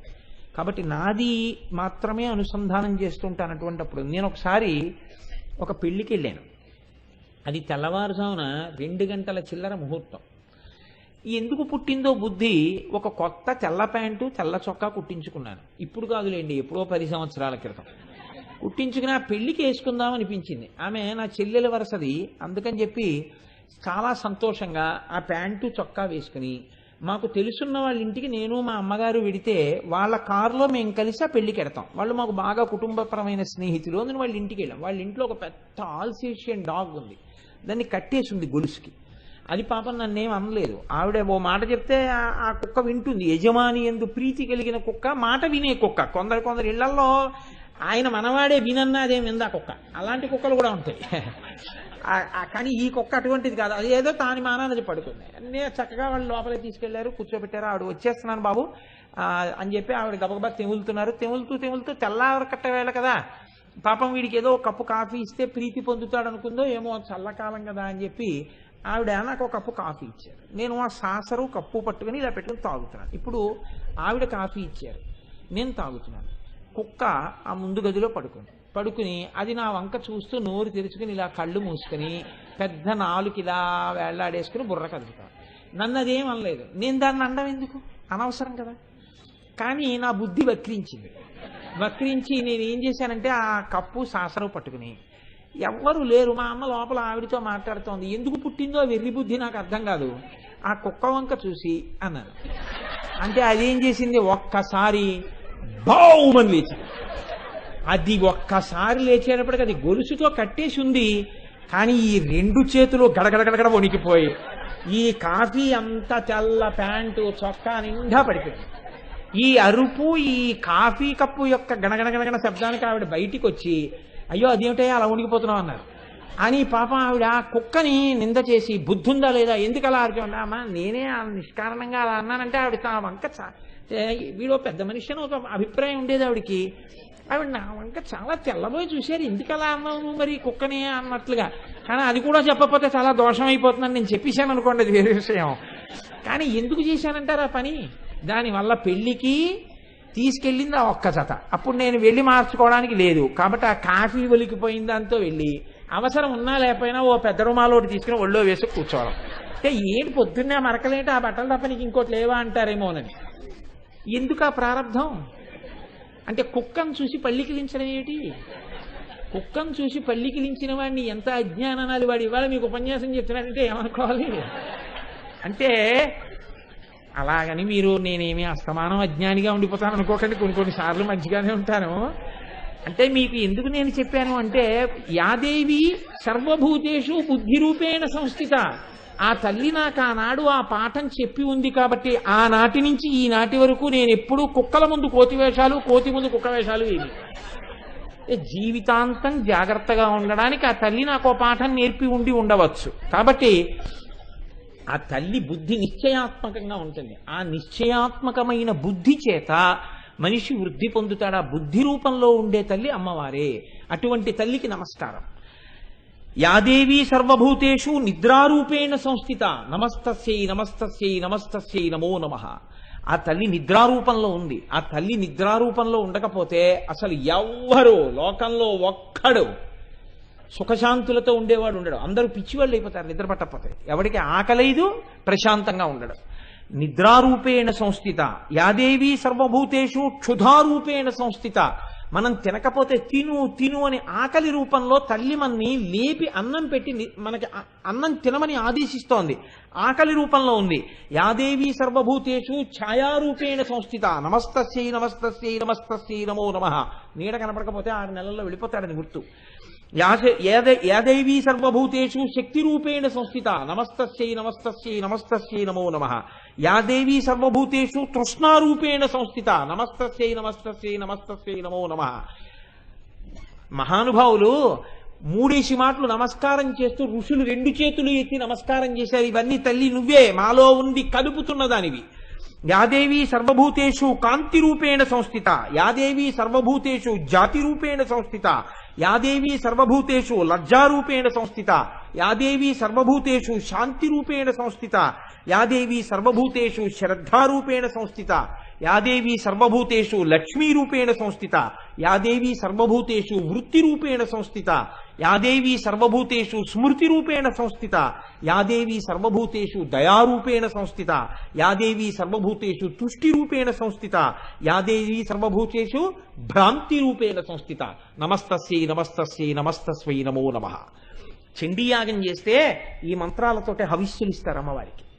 దీని చేత ఇవన్నీ మనకి అమ్మవారి అనుగ్రహంతో సరి అయినటువంటి దిశయందు ప్రచోదనం జరగాలని కోరుకుంటాం. కాబట్టి ఆ తల్లి కదులుతూ నిరంతరం మనని మంచివేపుకి కదుపుతోంది. ఈ కదలిక మంచివేపుకి ఉండాలి అంటే ఆ తల్లి అనుగ్రహం ఉండాలి. ఆవిడ అనుగ్రహాన్ని గుర్తించడమే, అమ్మ మనకి ఇటువంటి అనుగ్రహాన్ని ఇచ్చింది, ఆ తల్లి అనుగ్రహంతో కదులుతున్నాం. కాబట్టి చూడండి, నేను ఒక్క మాట చెప్తాను. ఈ 5 వేళ్ళు ఈశ్వరుడు ఇచ్చినటువంటివి. అందులో మీకేమి సందేహం అక్కర్లేదు. ఇందులో ఏ ఒక్క వేలు కానీ ఏ ఒక్క వేలు గోరు కానీ మనం ఎక్కడి నుంచి కొని తెచ్చిపెట్టుకున్నవి కావు. 5 వేళ్ళు ఈశ్వరుడు ఇచ్చినవైనా పూజ చేసేటప్పుడు ఈ వేలు వాడకండి అంటారు. ఏమి ఇది చేసిన పాపం అంటే ఒక్కటే కారణం, ఇలా అన్నందుకు. ఎవరి మీదకైనా యుద్ధానికి వెడితే ముందు ఇదే తయారు, దీనికి ట్రైనింగ్ లేదు. ఇలా నువ్వు ముందుకు రాని ఎవరు చెప్పలేదు. కానీ ఇలా ఎవడండవు, ఇలా అంటాడు. ఇలా అన్నాడంటే కోపానికి గుర్తు, ఇలా అన్నాడంటే కక్షకి గుర్తు, ఇలా అన్నాడంటే దౌర్జన్యానికి గుర్తు, ఇలా అన్నాడంటే వేరు చేసి చూస్తున్నాడని గుర్తు. ఇలా అన్నప్పుడల్లా ఇది సంకేతంగా నిలబడుతోంది కాబట్టి దీనికి విశేషమైన రాక్షసీ ప్రవృత్తి ఏర్పడింది, దీనికి పూజార్హత లేదు, తీసేయమన్నారు.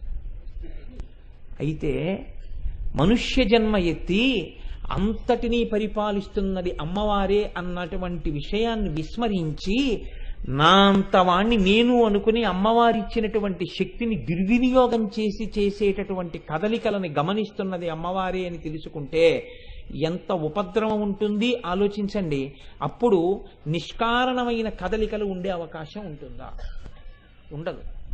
కాబట్టి యాదేవి సర్వభూతేషు శక్తి రూపేణ సంస్థిత. ఏ కదలికకైనా శక్తి రూపంలో ఆవిడే ఉండి కదుపుతోంది, పరిపాలన చేస్తోంది. కాబట్టి ఆ తల్లిని శ్రీ మహారాజ్ఞి అన్న పేరుతో పిలిచారు. దీన్ని మీరు చాలా జాగ్రత్తగా గమనించవలసినటువంటి విషయాన్ని మీరు చూడండి. ఇది కేవలం అమ్మవారికి మహారాజ్ఞి అన్న పేరుతో పిలవబడుతోంది అని మీరు అనుకుంటే దాని వలన పెద్ద ప్రయోజనం ఉంటుంది అని నేను అనుకోను. కొందరు పెద్దలు వ్యాఖ్యానంలో చాలా గమ్మత్తైన మాట ఒకటి అన్నారు. ఆమె యశస్విని, కొందరికి కీర్తినిస్తుంది. కొంతమందిని చూడగానే ఏం చేస్తారు? నమస్కారం చేస్తారు. కొంతమంది అలా వెళ్ళిపోతూ ఉంటారు. అలా వెళ్ళిపోతుంటే ఆయన ఏం చూడలేదు అసలు. అలా వెళ్ళిపోతూ ఆయన ఇలా 2 పక్కలకి చూస్తూ ఏం వెళ్ళటలేదు, ఆయన వెళ్ళిపోతున్నాడు. ఆయన వెళ్ళిపోతుంటే కూర్చున్న వాళ్ళు లేచి నిలబడతారు. ఆయన వెడుతున్నారు, బాగుండదు. గట్టిగా మాట్లాడుకుంటున్నారు, ఆయన వెడుతున్నారు, బాగుండదని ఆగారు. గట్టిగా మాట్లాడకండి, ఆయన వస్తున్నారంటారు. ఆయన మాట్లాడడం మొదలెట్టారు, నిశ్శబ్దంగా ఉన్నారు. ఆయన వచ్చి ఏదో మాట చెప్పారు, దానికి పెద్దరికం ఇచ్చారు. ఇప్పుడు ఇది ఆయన సముపార్జించుకుని ఆయన యందు ప్రకాశించిన కీర్తికి చిహ్నం.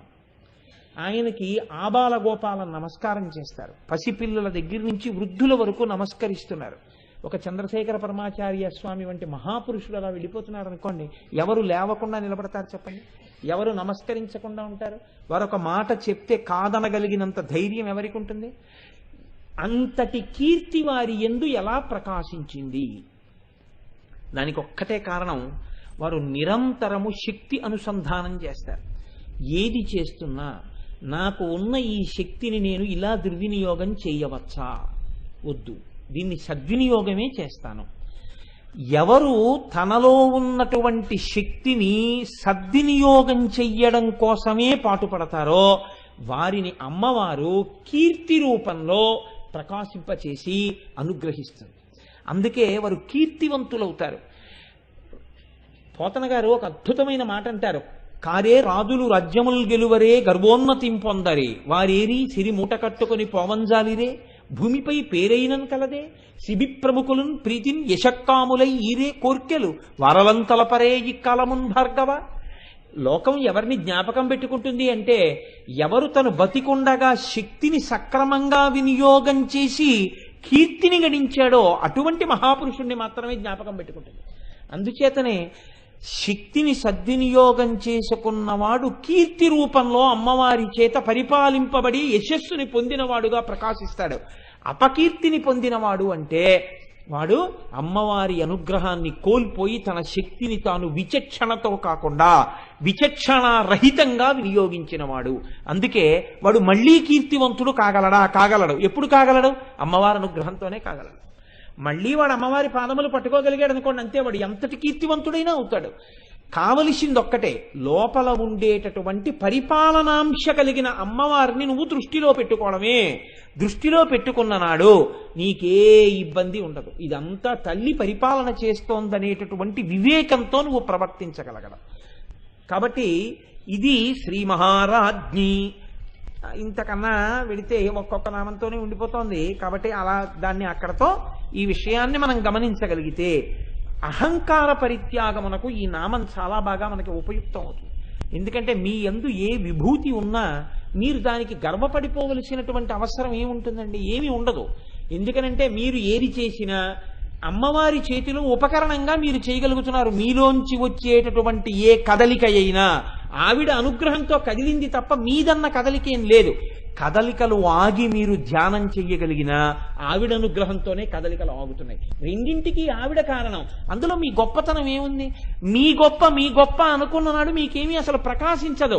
నేను వెతుకుతున్నాను అనుకున్ననాడు హనుమకి సుందరకాండలో సీతమ్మ దర్శనం అయిందా?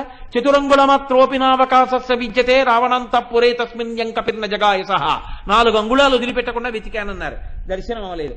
అమ్మా నమోస్తు రామాయ సలక్ష్మణాయ దేవ్యై చ తస్యై జనకాత్మజాయై అన్నారు. అమ్మ నువ్వు దేవివి, నువ్వు క్రీడిస్తావు, ప్రకాశిస్తావు. అమ్మ నువ్వు అనుగ్రహించాలి, నాకు కనపడాలి. నేను నిన్ను చూడడం ఏమిటమ్మా అన్నారు. అంతే, అమ్మవారు అనుగ్రహించి దర్శనమిచ్చి హనుమ సీతమ్మని దర్శనం చేశారన్న కీర్తిని హనుమకి ఇచ్చింది. కాబట్టి మీరు అమ్మవారి చేతి ఉపకరణాన్ని అనుకున్నంతసేపు ప్రకాశిస్తూనే ఉంటారు. పట్టకార నేను పాలగిన్నెని వేడిగిన్నెని పట్టుకున్నాను అని అహంకరించింది అనుకోండి, పట్టుకున్న పైనున్న చెయ్యి వదిలిపెట్టేసింది అనుకోండి, పటకార బతుకు బయటకు వచ్చేస్తుంది. పైనున్న చెయ్యి పట్టుకుంటే పట్టుకున్న దాన్ని అని పటకార అనుకున్నంతసేపు పటకారకు ప్రమాదం లేదు. ఎన్ని గిన్నెలైనా ఎన్ని వేడి గిన్నెలైనా దింపేస్తుంది.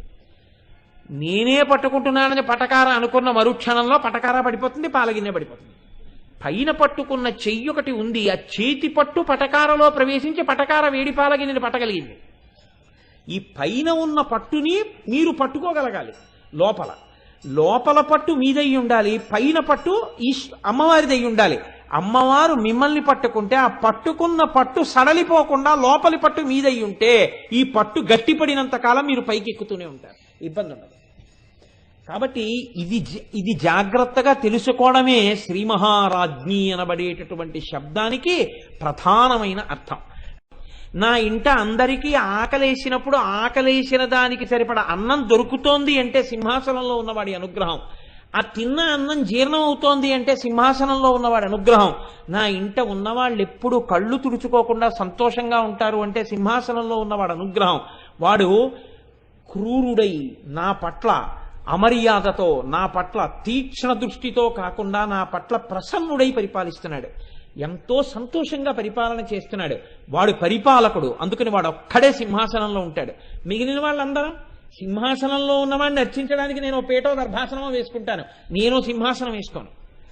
సింహాసనం ఒక్కడికే. ఎవరికి? ప్రభువుకొక్కడికే. పరిపాలించేవాడెవడో వాడే సింహాసనం మీద కూర్చుంటాడు. మూర్ధాభిషిక్తుడిని చేశారంటారు. ఇంకా పరిపాలన చెయ్యడం మొదలు పెట్టాడు ఈయన. గుర్తేమిటి? ఆయన సింహాసనం మీద కూర్చోబెడతారు. ఆయన సింహాసనం మీద కూర్చున్నాడు, పరిపాలన చేస్తాడు. అందుకే దానికి పంచముఖము అని, పంచాననము అని పేరు. పంచాననము అంటే విశాలమైనటువంటి ముఖంతో ఉంటుంది. అది సింహము పరిపాలన చేస్తుంది. సింహానికి పరిపాలనాంశ వేరొకరు ఇచ్చింది కాదు, తనంత తానుగా ఉంటుంది. అది సింహం పిల్లైనా సరే పరిపాలనాంశంతో ఉంటుంది.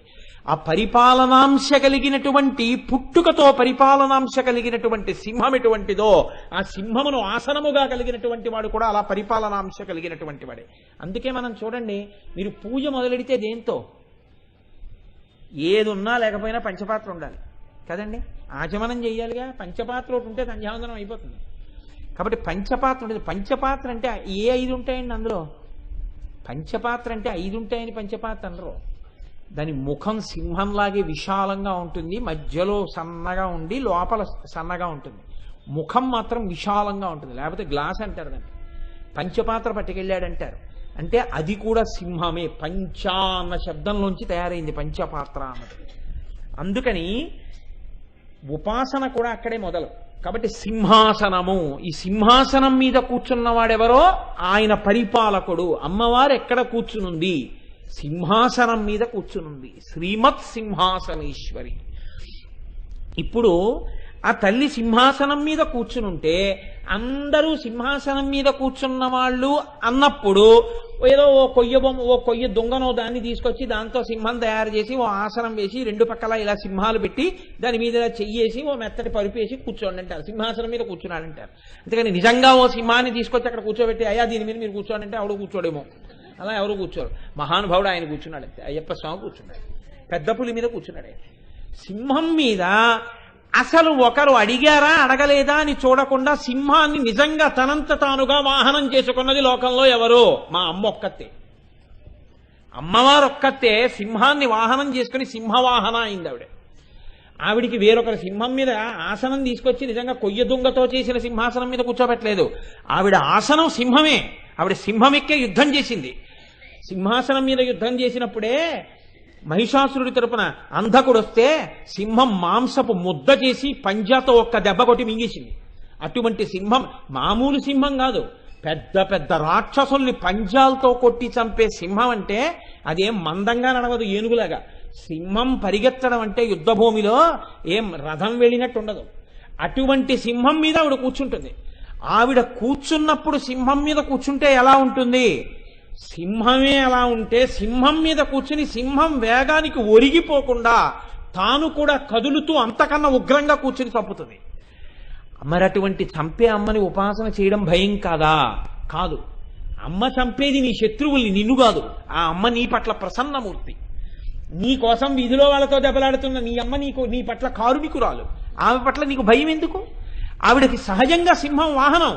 అందుకని శ్రీమత్ సింహాసనేశ్వరి దేవి భాగవతంలో వ్యాసుడు అంటాడు, శ్వేతానన కృష్ణనేత్ర సంరక్తాధర పల్లవ తామ్రపాణి తలాకాంత దివ్యభూషణభూషిత అష్టాదశ భుజాదేవి సహస్రభుజమండిత సంభూతాసురనాశాయ తేజోరాశి సముద్భవ అంటాడు.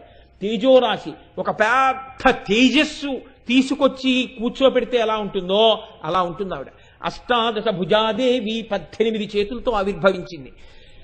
ఇలా చూసి అమ్మవారికి 18 చేతులు అనుకున్నారంతే.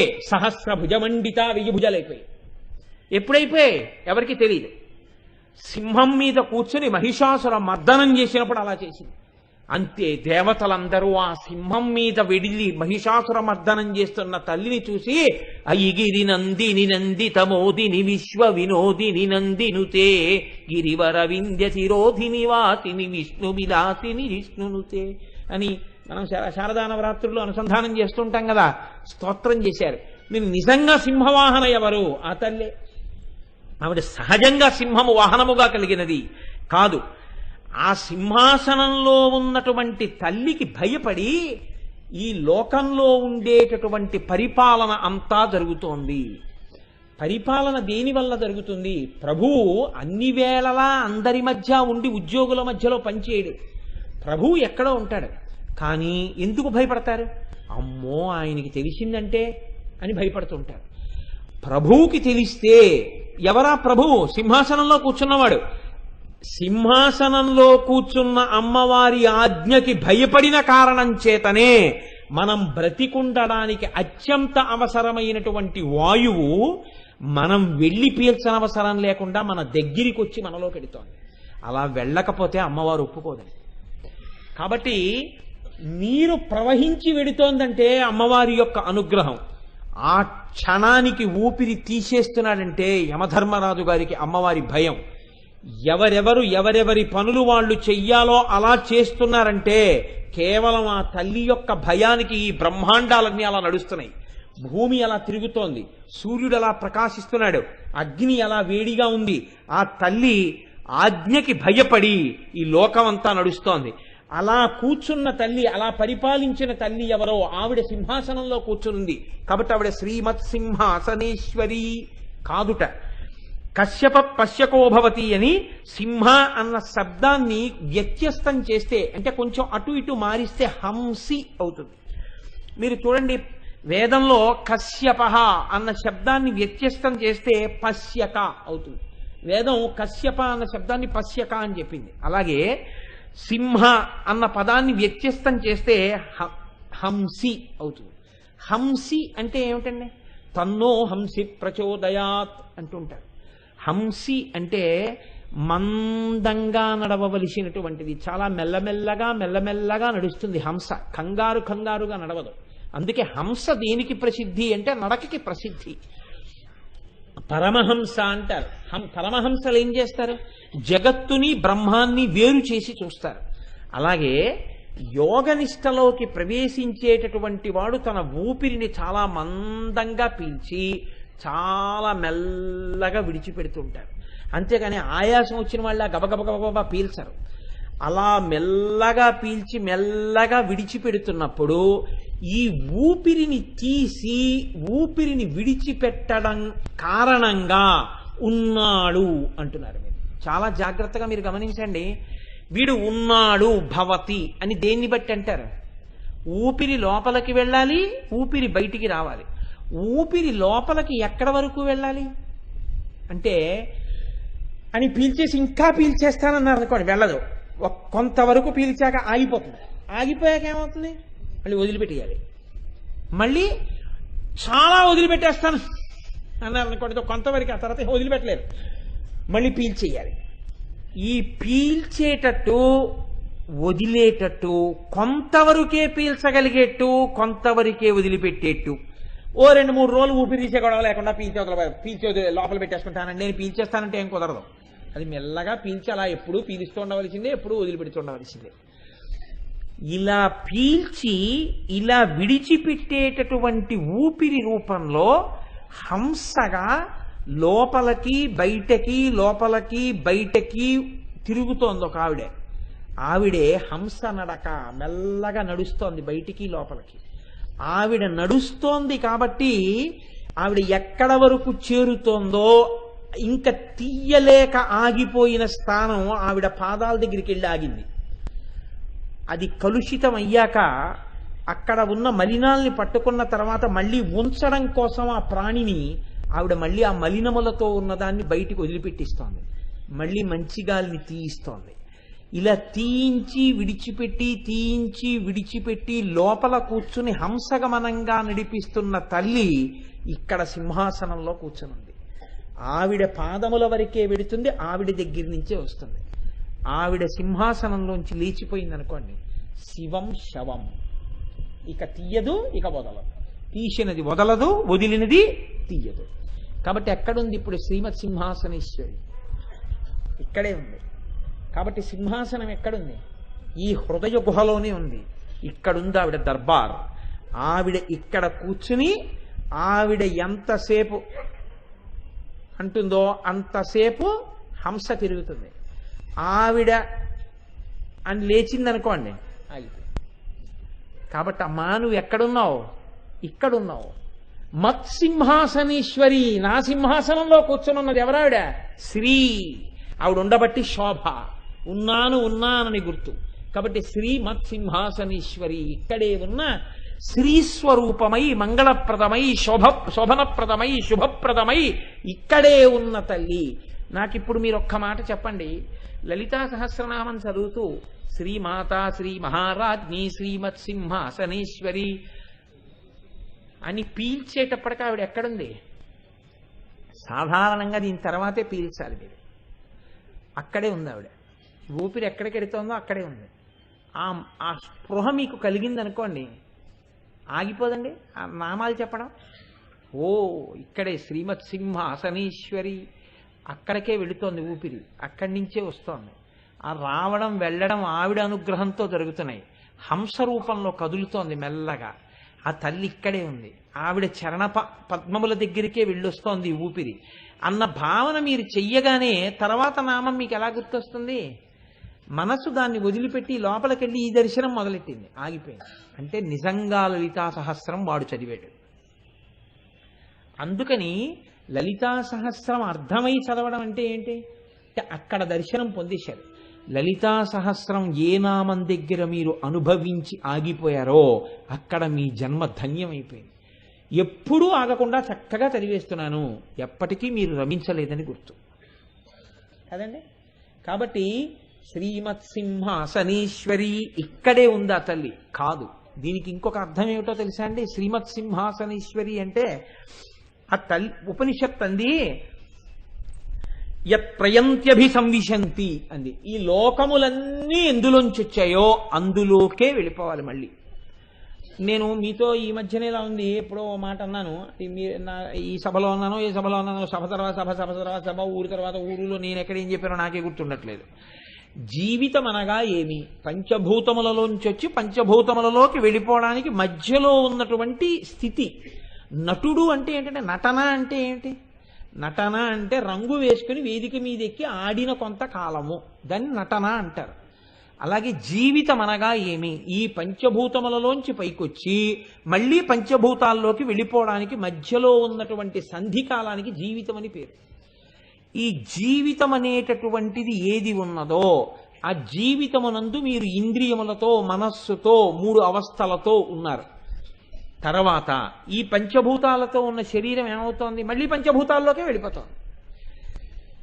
ఈ వెళ్ళిపోయేటట్టుగా చేసేటటువంటి ప్రక్రియ ఏది ఉందో అది సమస్త భూతములను, ఈ లోకంలో ఎన్నున్నాయో అన్నీ ఎక్కడికి వెడతాయి? ఈ పంచభూతాల్లోకే వెడతాయి.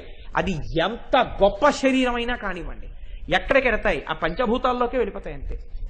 ఈ పంచభూతాల్లోకి వెళ్ళిపోయేటట్టుగా చేసేటటువంటి శక్తి ఏది? ఆ శక్తినే యత్ ప్రయంత్యభిసంవిశంతి, అలా వెళ్ళిపోయేటట్టుగా చేసిన శక్తిని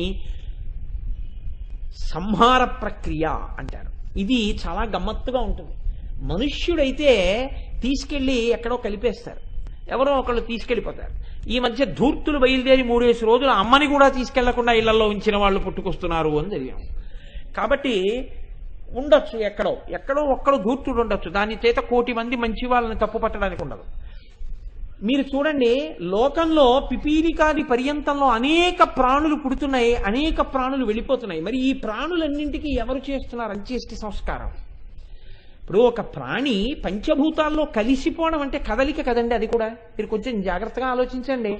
మీకు తేలికగా చెప్పారంటే ఒక కుక్క ఉందండి, కుక్క కదులుతోంది, ఉంది, కుక్క పడుకుంది, కదలిక లేదు కదండి. మరి బతికుందని గుర్తేంటి? ఇక్కడే భగవాన్ రమణులు ఒక అత్యద్భుతమైన మాట అన్నారు. యజమాని పగటి పూటంతా తిరిగాడు, రాత్రి యజమాని తలుపులన్నీ వేసేశాడు, లైట్లన్నీ ఆర్పేశాడు. ఒక చిన్న లైట్ వెలుగుతోంది, అది యజమాని ఉన్నా వెలుగుతుంది, లేకపోయినా వెలుగుతుంది, ఆయన లైట్ నుంచి వెళ్ళిపోతుంటాడు ఎక్కడికన్నా వెడితే. ఒక లైట్ వెలుగుతోంది, తలుపులు వేసేసి ఉన్నాయి, ఎక్కడ అలికిడి లేదు, యజమాని గాఢ నిద్రపోతున్నాడు. కానీ ఇప్పుడు మీరు యజమాని ఇంట్లో లేడు కదా, యజమాని ఉన్నాడో లేడో తెలియని స్థితి, లేడనుకుని ఆ ఇంటి లోపలికి వెళ్ళారు. యజమాని నిద్రపోయినా నిద్రపోనిది ఒకటి ఉంది యజమానిని రక్షించుకోవడానికి, ఆ ఇంటి కుక్క. అది తిరుగుతూనే ఉంటుంది, ఇంట్లోకి బయటికి, అరుగు మీదకి బయటికి తిరుగుతోంది. అది భౌ అని అరిచింది.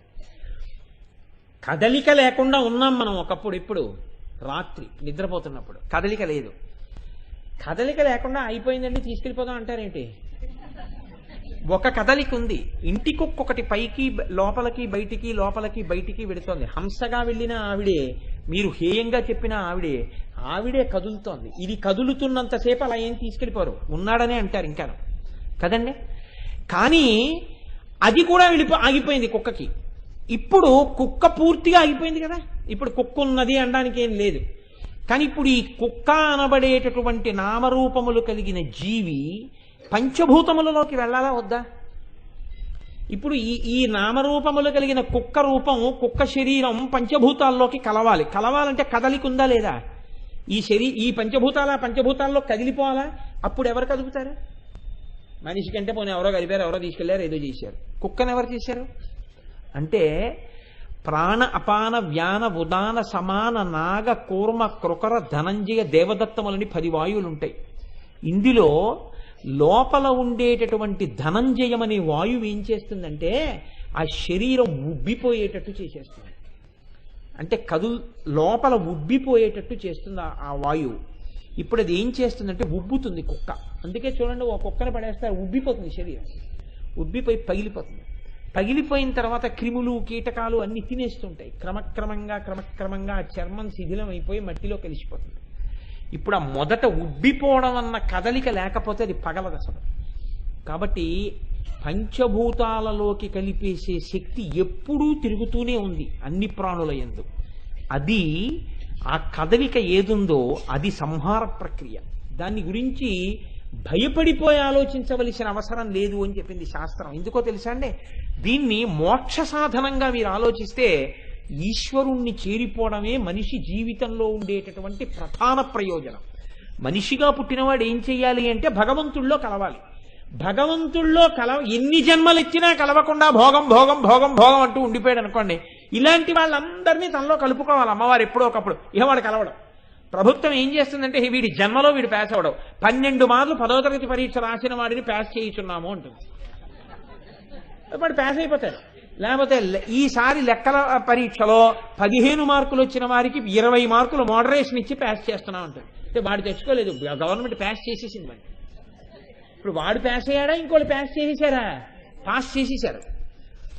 అలాగా వాడంతట వాడికి ప్రమోషన్ తెచ్చుకోవడానికి కావలసిన నైపుణ్యం లేదు, కానీ వాడికి సీనియారిటీ వచ్చేసింది, వయసు వచ్చేసిందని ప్రమోషన్ ఇచ్చేశారు. ఇప్పుడు వాడికి వచ్చేయి లేదు, వాడు తెచ్చేసుకున్నాడు కాలగతిలో.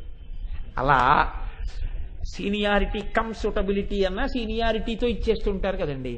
అలా అంటే నేను ఎవరిని విమర్శించట్లేదు, అదొక విధి విధానం ఎవరో పెట్టుకున్నారు పెద్దలు, వాళ్ళ బుద్ధిలో ఏం పెద్ద పెద్ద ఆలోచనలు ఉన్నాయో. కాబట్టి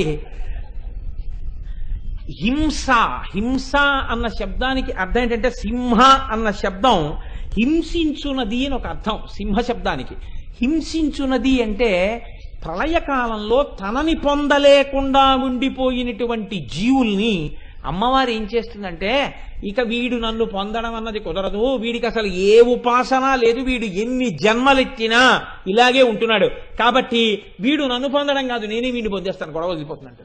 అంటే ప్రభుత్వమే వీడి పాస్ చేసేసినట్టు. ఏం చేస్తుంది? ఇలాంటి వాళ్ళందరూ నల్లపూసల్లా పడుంటే అమ్మవారు ఏం చేస్తుందంటే ఓ మైనపు ముద్దలా దొల్లుతుంది వీళ్ళ మధ్యలో. ఇప్పుడు నల్లపూసలు మైనపు ముద్ద కంటుకున్నాయా, మైనపు ముద్ద వచ్చి నల్లపూసలను అంటించుకుందా? మైనపు ముద్ద అంటించుకుంది, అమ్మవారే పొందేసింది. అదే సింహాసనేశ్వరి అంటే అమ్మవారే పొందినది, హింసించున్నది అని మీరు అర్థం చెప్పారనుకోండి, అప్పుడు దాని వ్యగ్రత కనపడుతుంది. అందులో కాదు, అందులో కారుణ్య దర్శనం చేయాలి. అమ్మ అంటే దయ, అమ్మ అంటే కారుణ్యం. అందుకని అమ్మ చేసేటటువంటి సంహార ప్రక్రియ యందు అమ్మ పొందడంలో జీవుల్ని అనుగ్రహించి వాళ్ళని తనలోకి కలిపేసుకుని మోక్షమిస్తోంది తప్ప అమ్మవారు హింసించడం ప్రధానంగా ఉన్నది కాదు. కాబట్టి ఎంతటి దయాశాలి అంటే మనం పొందలేకపోతే ఆవిడే ఆఖరికి మనని తనలో కలిపేసుకోగలిగినంత ఔదార్యమూర్తి. ఈ మాట చెప్పడమే శ్రీమత్ సింహాసనేశ్వరి. ఇటువంటి శ్రీమత్ సింహాసనేశ్వరి అయినటువంటి తల్లిని 5 సింహాసనం అని చెప్తే ఈ 5 శాక్తేయ ప్రణవములు అన్నారు. ఇది మంత్రశాస్త్ర రీత్యా మీకు అక్కడక్కడా నేను చూపిస్తాను అన్నాను. శ్రీం హ్రీం క్లీం ఐం సౌహ్ అనేటటువంటి 5 బీజాక్షరాల్ని సింహాసనంగా చేసుకుని అమ్మవారు కూర్చుంటుంది. కాబట్టి శ్రీమత్ సింహాసనేశ్వరి, 4 దిక్కులు మధ్యలో కూర్చున్న అమ్మ, అదే ఆవిడ సింహాసనం. తూర్పు, పశ్చిమం, ఉత్తరం, దక్షిణం, ఈ 4 దిక్కులు మధ్యలో ఆవిడ కూర్చున్న ప్రదేశం, ఇదంతా కలిపి ఆవిడ సింహాసనం. కాబట్టి ఇప్పుడు ఆవిడ సింహాసనం ఎంతది, అంతటా నిండిపోయి ఉంటుంది. అలాగే పంచభూతాల మీద ఆవిడ అధివసించి ఉంటుంది. అవే ఈ పంచభూతములుగా మనం ఏం చెప్తామో అటువంటి పృథివీ ఆపస్తేజో వాయు ఆకాశములు, ఈ 5 అమ్మవారి సింహాసనంగా ఉండి దాని మీద ఉంటుంది. పంచముఖములు కలిగినటువంటి సజ్జోజాత అఘోర తత్పురుష వామదేవ ఈశానములు అనేటటువంటి 5 ముఖములతో 5 క్రియలు చేసేటటువంటి తత్వాన్ని అధిరోహించి ఉంటుంది. పంచప్రేతాసనాసీనయై బ్రహ్మ విష్ణు రుద్ర ఈశ్వర సదాశివులు అనేటటువంటి 4 కోళ్లు ఒక తల్పం ఉన్న సింహాసనం మీద కూర్చుంటుంది. ఇన్ని రకాలుగా ఆవిడ శ్రీమత్ సింహాసనేశ్వరి. ఆవిడ చిదగ్నికుండ సంభూత. సంభూత అంటే ప్రభవించింది. ఆవిడ చిదగ్నికుండంలోంచి వచ్చింది. మీరు ఒక్క విషయం ఆలోచించండి కొంచెం జాగ్రత్తగా. అసలు అగ్నియందు సంభవించే ప్రాణి ఉంటుందా? లోకంలో ప్రాణి అగ్నియందు తన రూపాన్ని కోల్పోతుంది తప్ప అగ్నిలోంచి ప్రాణి పుట్టదు. ఎక్కడా పుట్టదు అగ్నిలోంచి ప్రాణి. అగ్నికుండంలోంచి ఆవిడ ఎలా పుట్టిందండి అంటే వసిన్యాది దేవతలు అంటున్నారు, ఆ తల్లి చిదగ్నికుండ సంభూత. ఆవిడ పుట్టింది మామూలు అగ్నికుండం కాదు, చిదగ్నికుండం. ఏమిటా చిదగ్నికుండం? ఎక్కడుంది ఆ చిదగ్నికుండం అంటే, బాహ్యమునందు భండాసురుడు పెట్టినటువంటి బాధలు భరించలేనటువంటి దేవతలందరూ కలిసి పెద్ద హోమకుండాన్ని ఏర్పాటు చేసి అందులో పరమశివుడు తీసుకొచ్చినటువంటి వాయువుని అగ్నిగా నిక్షేపించి తమ యొక్క శరీర భాగములను హవిస్సులుగా సమర్పిస్తే అందులోంచి అమ్మవారు ఆవిర్భవించింది. అందులో మామూలు కట్టెలు వెయ్యలేదు. అలాగే మనందరిలో కూడా చిదగ్నికుండ ఉంటుంది. అసలు ఆ చిదగ్నికుండంలోంచి ఆవిర్భవిస్తున్న అమ్మవారిని చూడాలి. ఆ ఆవిర్భావం చూడాలంటే ఈ కళ్ళు మూసుకుని మీరు లోపలికి వెళ్ళాలి. అంతర్ముఖ సమారాధ్య బహిర్ముఖ సుతుర్లభ. బయట దొరకదు ఆవిడ. ఇక్కడ ఉంటుంది చిదగ్నికుండం. ఇక్కడ కట్టెలు లేకుండా అగ్ని ఎలా ప్రకాశిస్తోంది అంటే, అంతర్నిరంతం నిరింధన మేధమాని మోహాంధకార పరిపంధిని సంవిదగ్న. ఇక్కడే జ్ఞానం అనేటటువంటి అగ్నిహోత్రం ప్రకాశిస్తూ ఉంటుంది. లోపల ఉన్న జ్ఞానమన్న అగ్ని ప్రకాశిస్తే ఆ అగ్ని యొక్క ప్రకాశంలో, అగ్నికి ప్రకాశం ఉంటుంది. అగ్నికి వేడి ఒక్కటే కాదు, చీకట్లో చలిమంట వేశారనుకోండి, మీకు ఆ మంట యొక్క ప్రకాశంలో వస్తువులు కనపడుతుంటాయి. ఈ ప్రకాశము అగ్నికి ఉన్నట్టే జ్ఞానమునకు ప్రకాశం ఉంటుంది. ఈ ప్రకాశము కలిగిన జ్ఞానము దేన్ని తీసేస్తుంది? అజ్ఞానం అనేటటువంటి చీకటిని తీసేస్తుంది. ఈ జ్ఞానము కలిగితే ఉత్తర క్షణంలో అజ్ఞానము పోతే మోక్షమునకు యోగ్యత కలుగుతుంది. ఏమిటండి అజ్ఞానం, ఏమిటండి అజ్ఞానం అనొచ్చు. మీకు నేను తేలిక మాటల్లో చెప్పాలి అంటే, అజ్ఞానమనగా మాయ, అజ్ఞానమనగా అవిద్య. మాయ పోతే ఉండేదే జ్ఞానము. మాయ పోవడం, జ్ఞానం ఉండడం అంటే ఎంత సులభంగా ఉంటుందో తెలుసా అండి? అనుష్ఠానంలోకి తేవడం కష్టం. కానీ మాయ అనగా, తేలిక మాటలో మీరు బాగా గుర్తుపెట్టుకోండి, నామము రూపము మాయ. రూపము మాయ, నామము మాయ. నేను మీకు ఒక్క ఉదాహరణ చెప్తా. ఒక మట్టి ముద్ద ఒకటి ఉంది. ఇప్పుడు ఈ మట్టి ముద్దని తీసుకొచ్చి నేను ఆ మట్టి ముద్దతో ఒక ప్రమిద చేసి అక్కడ పెట్టాను. ఇది ఏమిటి అని అడిగాను. మీ అందరికీ చూపించి ఇది ఏమిటి? ప్రమిద అన్నారు. ప్రమిద అన్నది ఏమిటి? దాని పేరు. ఇప్పుడు నేను ఏం చేశానంటే, దీన్ని, ఈ ప్రమిదని తీసుకొచ్చి పగల కొట్టేసి నీళ్లు పోసి మళ్ళీ మట్టితో ముద్ద చేసి, ఇప్పుడు దాంతోనే ఒక చిన్న కుండి ఒకదాన్ని, తులసి కోటను ఒకదాన్ని తయారు చేసి పైకెత్తి ఇదేమిటి అన్నాను. తులసి కోట అన్నారు. బాగా గుర్తుపట్టండి. తులసి కోటగా తయారు చేసి చూపించినప్పుడు ప్రమిద అని ఎవరైనా అన్నారనుకోండి, నవ్వుతారు అందరూ. అదేంటంటే తులసి కోట ప్రమిద ఏమిటండి అంటారు. నేను ప్రమిదని చూపిస్తే తులసి కోట అన్నారు. ఇప్పుడు మీరు ఒకటి ఆలోచించండి, ఈ మట్టి ప్రమిద కోట, మట్టి తులసి, లేకపోతే ప్రమిద. మట్టి ప్రమిద కోట కాదు, మట్టి తులసి, లేకపోతే తులసి కోట కాదు, ప్రమిద కాదు, తులసి కోట కాదు. మీరు ఎలా చేస్తే అలా అవుతోంది. ఎలా మీరు చూస్తే, ఏ పేరుతో ఊహిస్తే ఆ పేరుతో ఇలా ఉంటుందని మీరు అనుకున్నట్టు కనపడిన నామము రూపము మాయ. మట్టిగా ఉన్నది సత్యం. అసలు మట్టి దాని సత్యం. మీకు పైకి కనపడినది మాయ. ఉన్నది బంగారం. అది ఈ ఉంగరంగా ఉంటే ఉంగరం. ఉంగరమని పేరు కలిగిన నామము రూపము మాయ. ఉన్న బంగారమే సత్యం. బంగారం లేకపోతే ఉంగరము లేదు, ఉంగరం అన్న పేరు లేదు, ఉంగరం అనేటటువంటి ఆభరణము లేదు, రూపము లేదు, నామము లేదు. నామము రూపము లేకుండా బంగారం ఉంటుందా? ఉంగరంగా కాకుండా ఉంగరం అన్న పేరు లేకుండా బంగారం ఉండడానికి అవకాశం ఉంటుందా? దానికి అంత పెద్ద అనుమానం ఏంటంటే, ఉంటుందా? ఉంటుంది. ఇప్పుడు ఈ ఉంగరాన్ని కరిగించేసాననుకోండి, బంగారం ఉంటుందా? ఉండదా? ఉంటుంది. బంగారం మీకు ఇవ్వకుండా ఉంగరం చెయ్యి అన్నాను అనుకోండి, ఉంటుందా? ఉండదు. బంగారము లేని నామము రూపము లేవు. నామము రూపము లేకపోయినా బంగారం ఉంది. బ్రహ్మము ఉంటుంది, నామము రూపము మాయ. నామరూపములు మాయ, బ్రహ్మ సత్యం. బ్రహ్మ సత్యం, జగన్మిథ్య. ఇది అనుభవంలోకి వస్తే జ్ఞానం. అది రాకుండా నామరూపములే కనపడుతుంటే మాయ. ఈ మాయని దాటాలంటే అమ్మవారి అనుగ్రహం ఉండాలి. అనుగ్రహం ఉంటే అంతటా ఏం కనపడుతుంది? ఈశ్వరుడే కనపడతాడు. ఈశ్వరుడు తప్ప ఇంకోటి కనపడదు. అంతటా ఉన్నది ఈశ్వరుడే.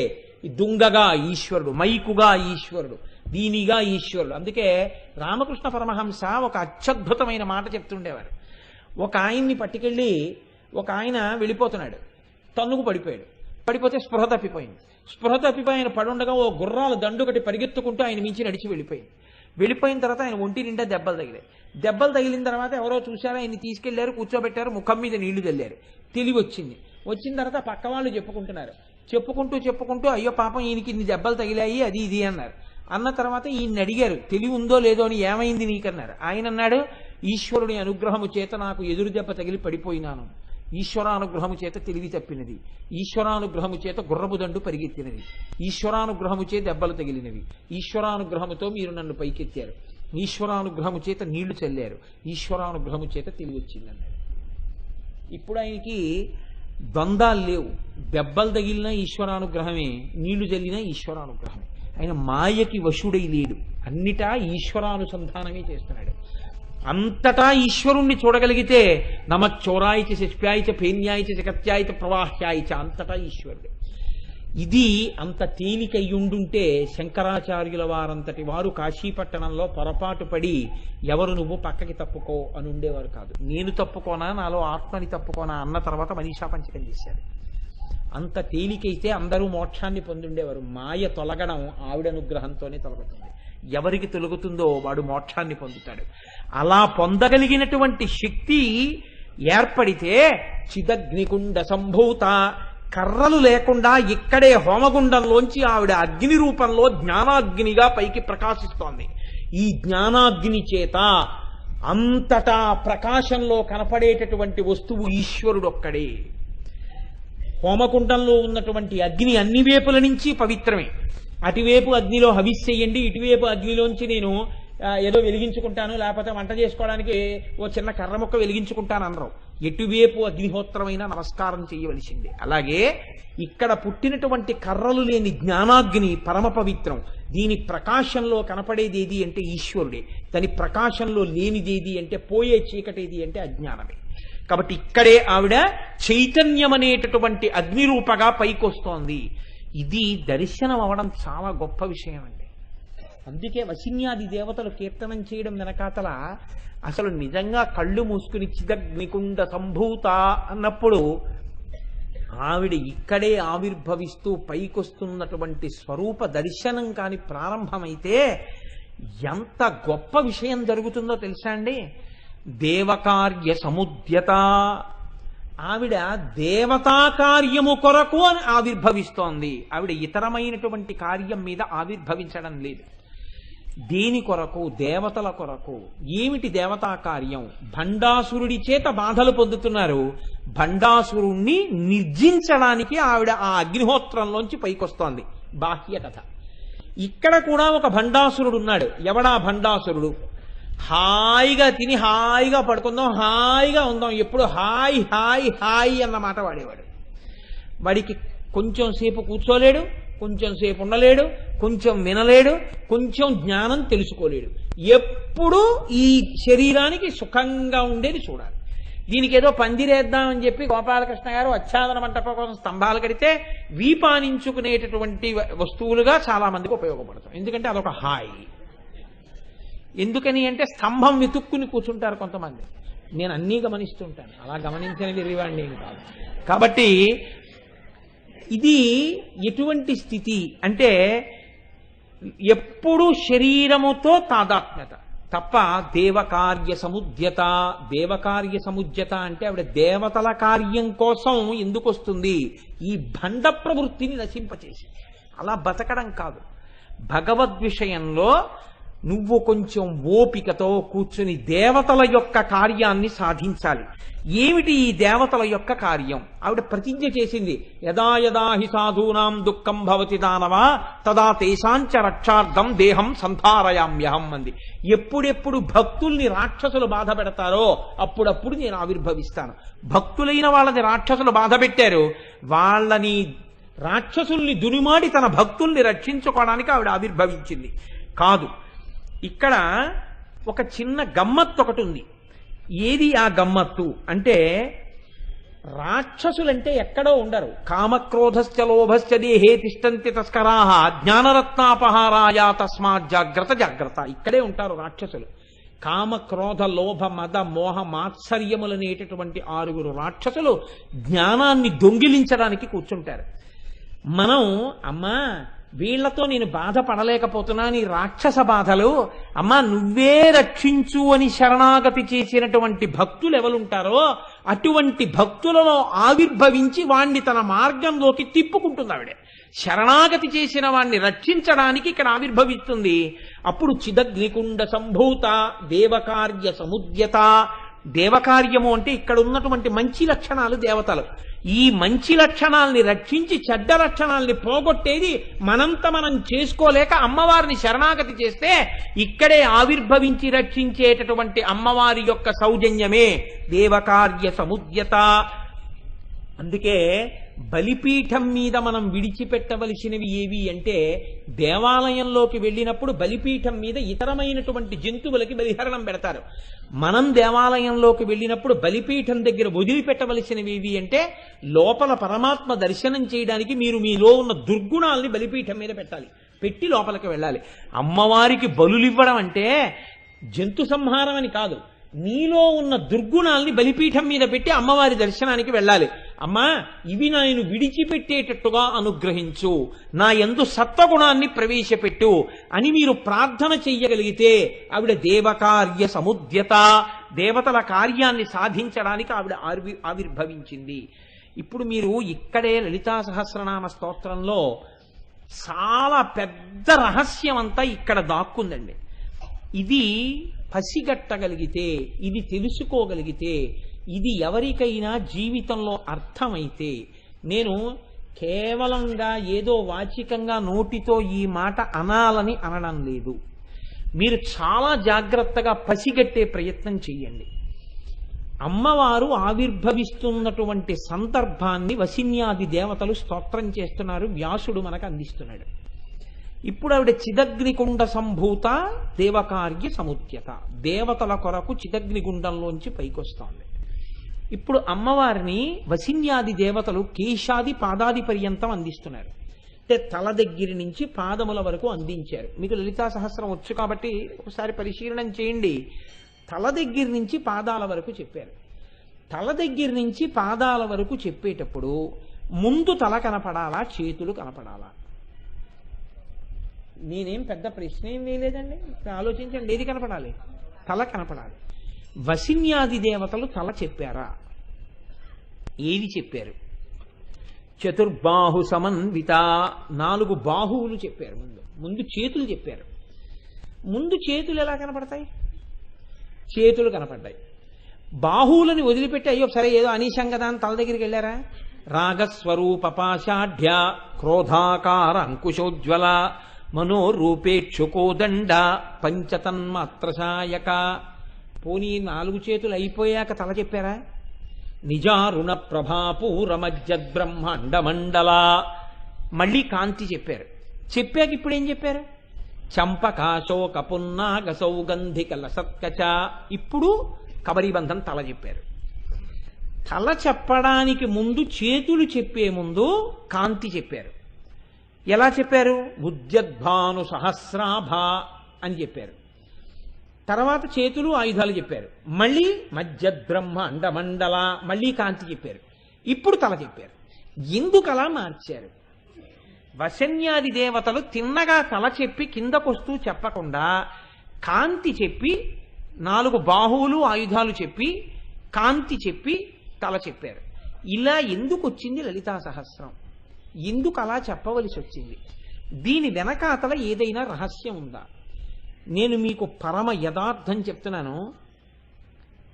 జీవితంలో కొన్ని కోట్ల కోట్ల కోట్ల జన్మల పాటు జీవయాత్ర జరిగిన తరువాత ఎప్పుడో ఎక్కడో ఒక్కసారి మాత్రమే జీవితంలో అందుకునేటటువంటి మహత్తరమైన రహస్యాన్ని ఎవరు యోగ్యులో వాళ్ళకి అందించడం కోసమే అమ్మవారు వసిన్యాది దేవతలతో చేయించినటువంటి ప్రక్రియ ఈ స్తోత్రంలో వచ్చినటువంటి ఈ మార్పు. ఇది ఎందుకు వచ్చిందో ఇది పసిగట్టగలిగితే ఎంత తేడా వస్తుందో మీకు చెప్తాను చూడండి. ఇది ఇవాళ అందుకునే ప్రయత్నం చెయ్యండి. రేపు పూర్తి సమన్వయం చేస్తాను మీకు బాహువులతోటి. ఉద్యద్భాను సహస్రాభా అని కదండి, ఉదయిస్తున్నటువంటి సూర్యుల యొక్క కాంతి కలిగిన తల్లి. ఎంతమంది సూర్యులు? ఉద్యద్భాను సహస్రాభ, 1000 కిరణములనండి, అనంతమైన కిరణములు, 1000 మంది సూర్యులు, అనంతమైన సూర్యులు. ఒక్క సూర్యుడు ఉదయిస్తుంటేనే ఆకాశంలో వచ్చే కాంతి ఎలా ఉంటుంది? సూర్యోదయ సమయంలో ఉండేటటువంటి కాంతి ఎలా ఉంటుందండి? ఎర్రటి కాంతి ఉంటుంది కదండి. ఇది పెద్ద విశేషం కాదు, మీ అందరూ అనుభవించిందే. ఒక్క సూర్యుడు ఉదయిస్తేనే ఎర్రటి కాంతి వస్తే 1000 మంది సూర్యులు ఉదయించారనుకోండి, ఎంత ఎర్రటి కాంతి ఉంటుంది ఆకాశంలో. ఇప్పుడు వసిన్యాది దేవతలు అంటున్నారు, ఇంత ఎర్రటి కాంతి ముందు కనపడుతోంది అన్నారు. ఇందులో ఉత్ అనో మాట వేశారు ప్రారంభంలో. ఉత్ అంటే పైకెత్తడం. కొన్ని కోట్ల జన్మల తరువాత ఈ నామం వినబడి లోపల దర్శనమైతే ఆ జీవుడి యొక్క యాత్రలో ఉత్ పైకెక్కడం ప్రారంభమైంది. ఏదో తేడా వచ్చేసింది, పెద్ద రహస్యం వాడికి తెలిసిపోయింది అంతే. ఎక్కడొచ్చింది ఈ రహస్యం? ఎందుకు వచ్చింది? కేవలం అది ఉద్యద్భాను సహస్రాభాయ, ఇంకేమైనా చెప్పాలని ఉంద్యా వసిన్యాది దేవతలకి అంటే నామానికి అర్థం అంతే పైకి. గురుముఖత దాని రహస్యాన్ని తెలుసుకున్నప్పుడు జీవయాత్రలోనే కొత్త మలుపు వచ్చేస్తుంది. ఎలా వచ్చేస్తుంది అంటే, మనిషి ప్రధానంగా 4 అవలక్షణముల చేత ఎప్పుడూ పతనమైపోతాడు. బాగా గుర్తుపెట్టుకోండి, ఇది మహాభారత వాక్యం. ఒకటి, యవ్వనము చేత పాడైపోతాడు. ఎందుకనంటే యవ్వనంలో ఒంటికి బలం ఉంటుంది, యవ్వనంలో పాడైపోవడానికి కావలసినంత ఓపిక ఉంటుంది. యవ్వనము, ధన సంపత్తి, అధికారము, అవివేకము, ఈ 4 చేత మనిషి పాడైపోతుంటాడు. ఈశ్వరుడిచ్చిన బుద్ధిని సక్రమంగా వినియోగించుకోలేడు. ఈ 4 మనిషి పాడవడానికి ఉపయోగించుకోవడానికి ప్రధానంగా ఏది ఉపయోగపడతాయి? ఇంద్రియాలు, మనస్సు. వీటి వల్లే కదండి అహంకారం. ఈ ఇంద్రియాలని మనస్సుని పాడవకుండా భగవత్పరం చెయ్యడం అన్నది ఎప్పుడు మొదలు పెడతావు? సూర్యోదయంలో మొదలు పెడతావు పూజ. నిద్ర లేవడం అంటే ఎవరు లేచారు? మనసు లేచింది. మనసు లేస్తే ఇంద్రియాలు లేచాయి, ఇంద్రియాలు లేస్తే కర్మేంద్రియాలు లేచాయి, శరీరం లేచింది. ముందు ఏం చేస్తావు? పూజ చేస్తావు. పూజ సమయంలో ఎప్పుడు చేస్తావు? సూర్యోదయ పూర్వం చేస్తావు. సూర్యోదయం వేళకి పూజలో ఉంటావు. సూర్యోదయంలో ఆకాశం ఎలా ఉంది? ఎర్రటి కాంతితో ఉంది. ఈ కాంతి ఏం చేసింది? తిక్కన గారు చోట అన్నాడు, నీరజాకరములు నిష్టయై చేసిన భవ్యత పంబు ఫలమనంగా దినసముఖాకి నందిత చక్రయుగ్మ కంబులయనురాగంపు బ్రోవనంగా హరిహర బ్రహ్మ మహానుభావంబుల కరగినగాగ గట్టి అనగా అతుల వేజత్రయ లతికాచయము పెనుబంధన్ పుట్టెడు మూలకందమనగా అఖిల జగముల కంజరయగచు జన సమాజ కరపుట హృదయ సరోజములకు ముకుళనంబును జృంభణంబును నర్చి భానుబింబంబు పూర్వాద్రిపై వెలింగే అన్నాడు. ఒక ఋషి ఇచ్చారైన పద్యాన్ని.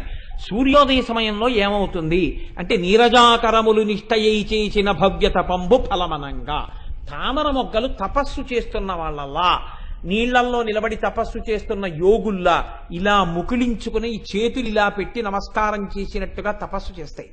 సూర్యకిరణం పడగానే తామర పువ్వులు ఇలా విచ్చుకుంటాయి.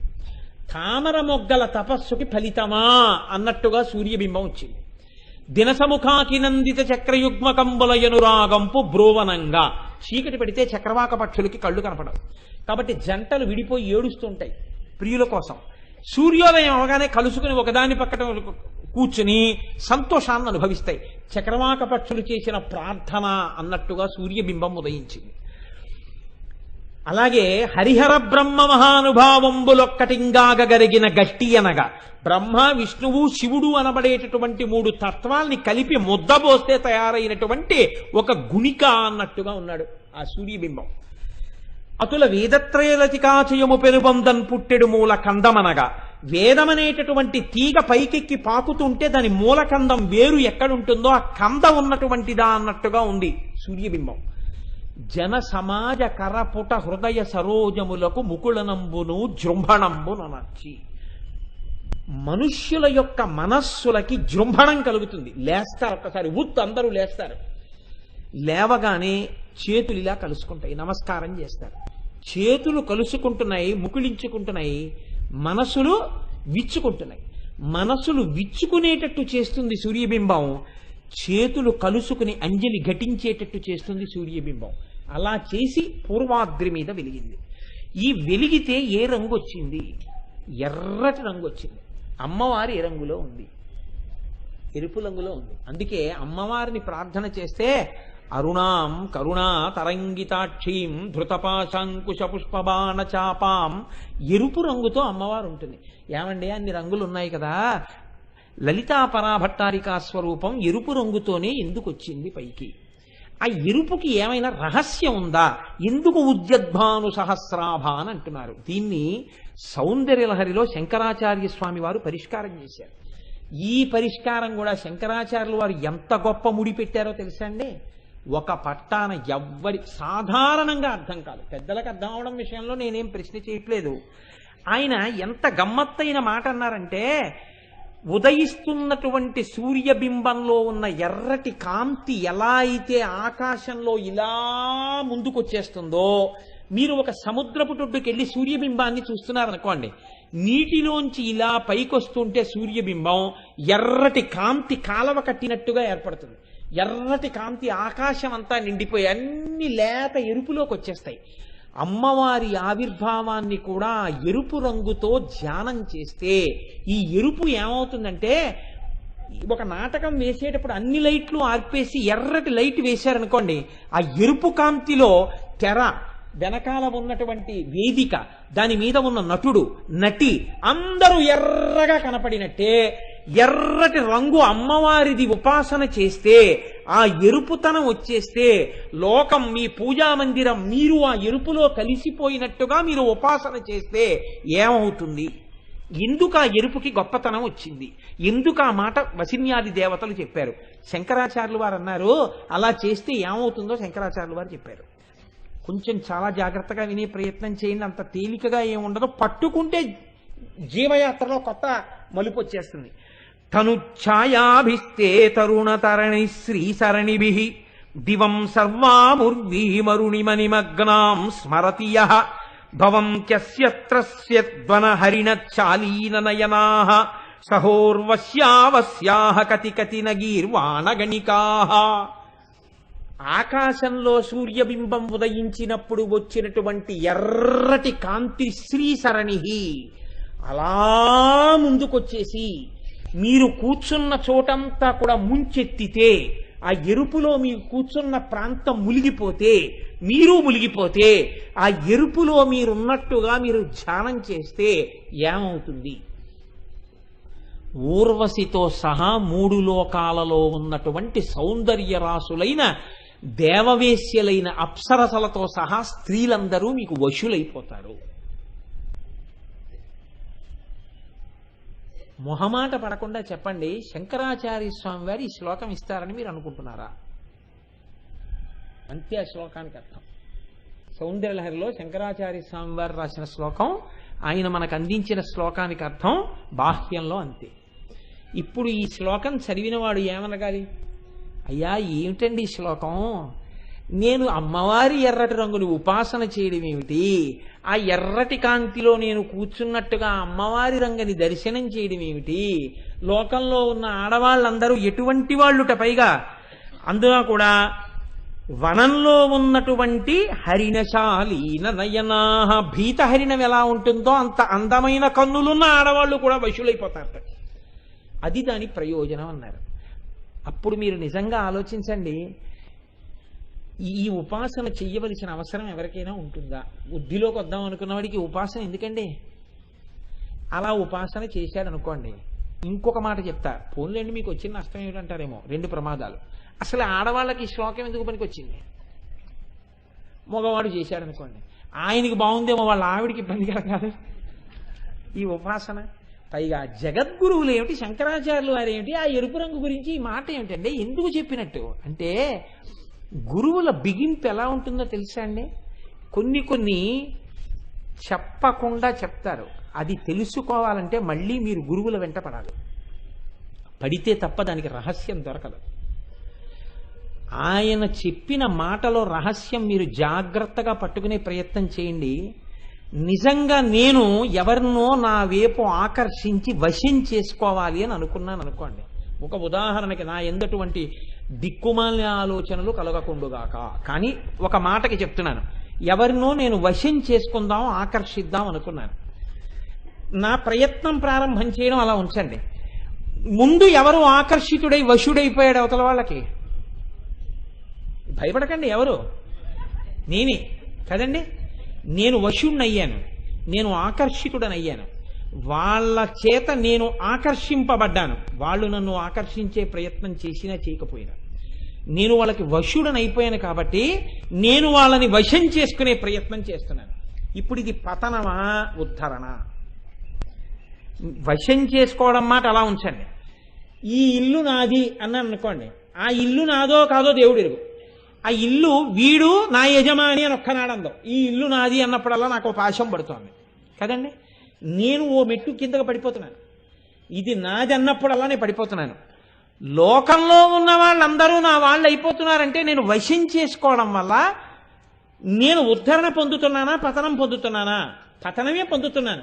అమ్మవారి యొక్క ఎర్రటి కాంతిని ఉపాసన చేస్తే ఉద్ధరణ వస్తున్నట్ట పతనం వస్తున్నట్ట? అప్పుడు పతనం వస్తున్నట్టు కాదండి. ఇంతమంది ఆడవాళ్లు వశులైనా సరే అమ్మవారి యొక్క అందం ముందు సౌందర్యం ముందు వీడు కదలకుండా నిలబడగలిగిన వాడు అని మీరు అర్థం చెప్పే ప్రయత్నం చేశారనుకోండి, అంతకన్నా తప్పు. ఎందుకని? ఇంత హేయమైన విషయానికి అమ్మవారి సౌందర్యానికి మీరు పోలిక పెడతారా? మా అమ్మ కన్నా అందగత్తెలు ఏంటండి వీళ్ళని ఎవరన్నా అంటారండి లోకంలో? అప్పుడు పరమ తప్పు కదా మాట. అలా ఎలా చెప్తారు మీరు వ్యాఖ్యానం? అంటే మీరు దాన్ని అనుభవించకుండా వ్యాఖ్యానం చెప్తున్నారు. మరి ఎందుకు చెప్పినట్టు శంకరాచార్యులు వారు ఎరుపు కాంతిని ఉపాసిస్తే ఈ ఫలితం వస్తుందని మీరు చాలా జాగ్రత్తగా పట్టుకునే ప్రయత్నం చేయండి. అనుభవించే ఆనందం పొందడం అన్నది ఎక్కడి నుంచి వస్తుందో ఆనందం నాకు చెప్పండి. నేను కూర తిన్నాను, ఆనందం వచ్చింది. కూరలో ఆనందం ఉందా? నాలోనే ఉన్న ఆనందం ఉద్భుతమైందా? ఆనందం నాలో ఉన్నదే ఉద్భుతమైంది. నాకు సొంత ఇల్లు ఉంటే ఆనందం అన్నాను.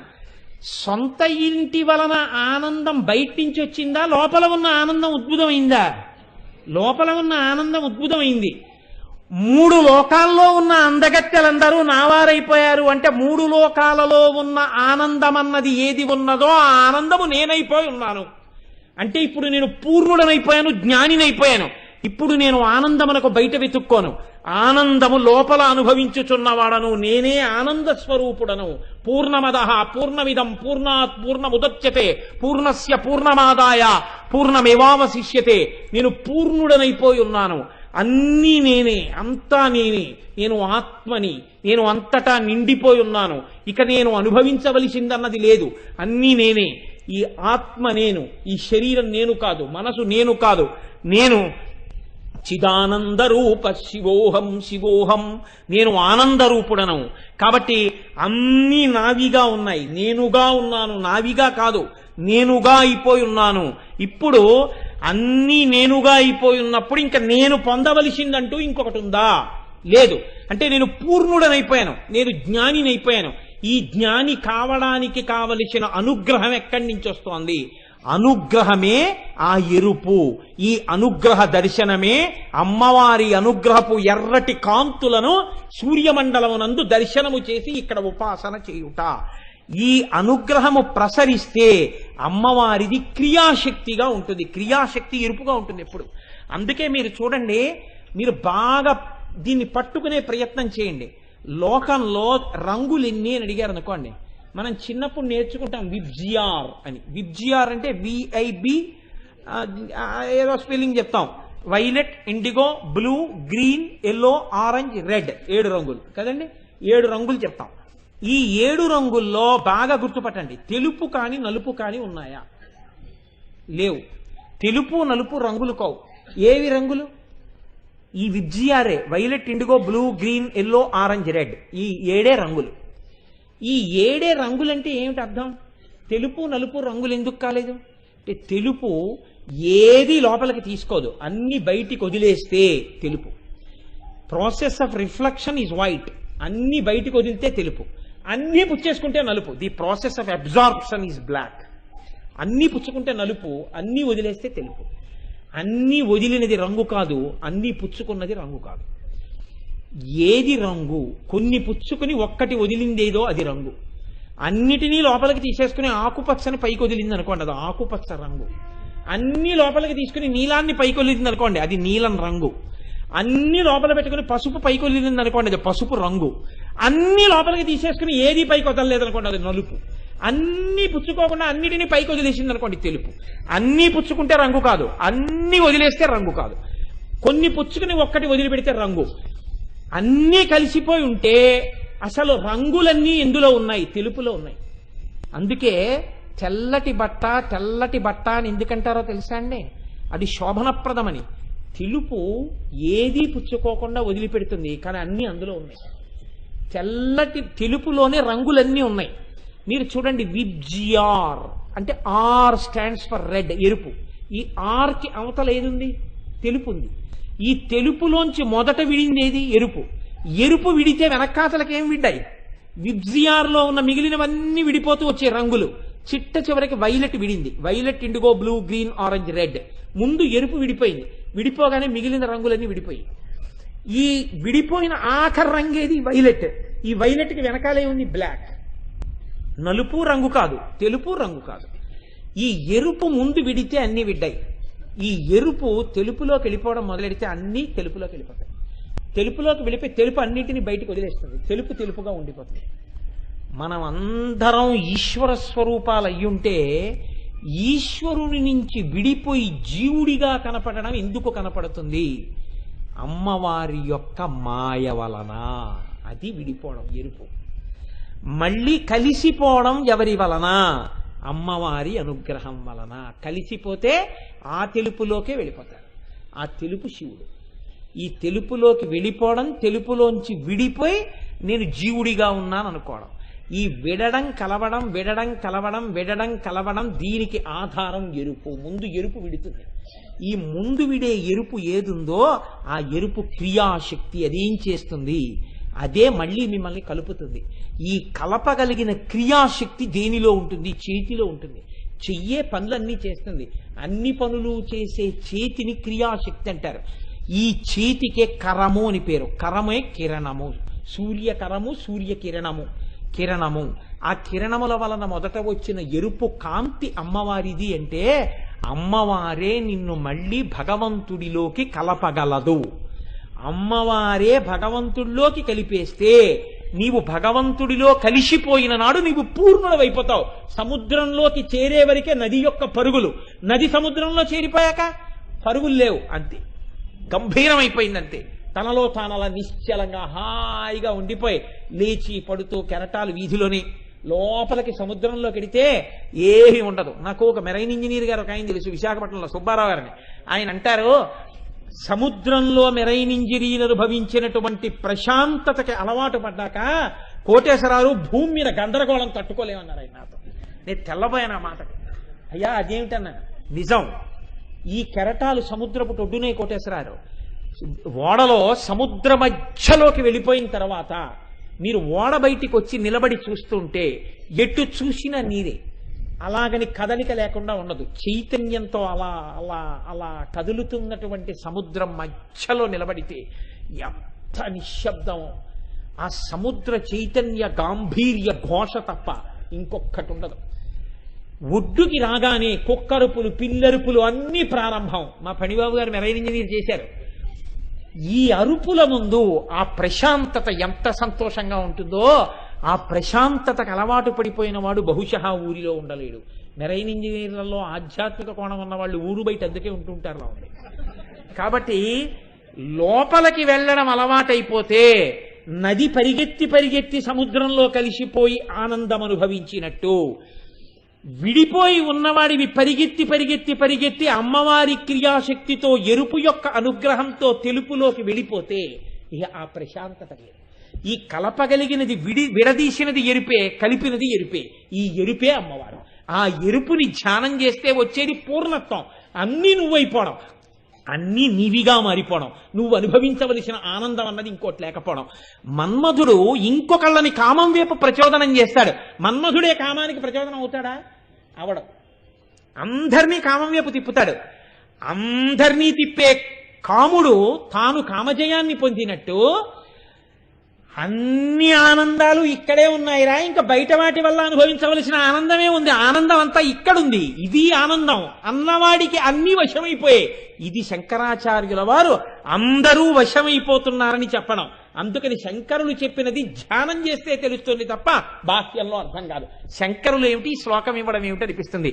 ఈ ఎరుపు కారుణ్యం, ఎరుపు ఎక్కడుందో అక్కడ కదలిక ఉంది, ఎరుపు ఎక్కడుందో అక్కడ అనుగ్రహం ఉంది, ఎరుపు ఎక్కడుందో అక్కడ కారుణ్యం ఉంది, ఎరుపు ఎక్కడుందో అక్కడ రాజసం ఉంది. అందుకే బ్రహ్మగారు సృష్టి చేస్తుంటాడు.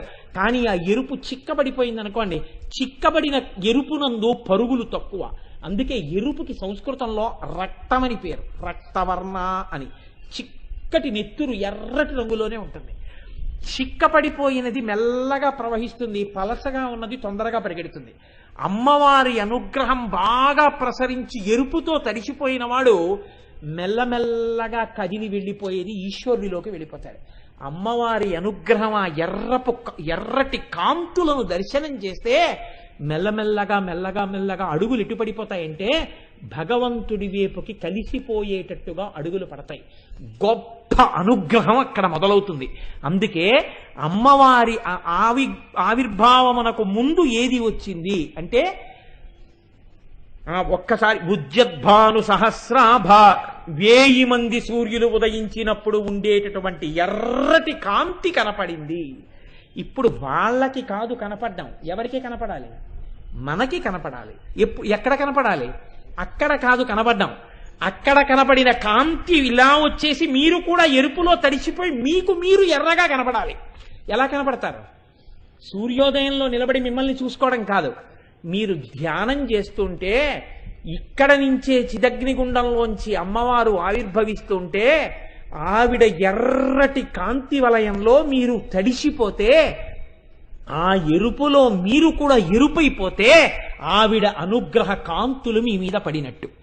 ఆవిడ అనుగ్రహ కాంతులు మీ మీద పడితే మీరు తెలుపులోకి వెళ్ళిపోతున్నట్టు. అంటే మీరు పరమేశ్వరుడిలో చేరి మళ్లీ పుట్టవలసినటువంటి అవసరం లేని మోక్షస్థితి వైపుకి అడుగులు పడినట్టు.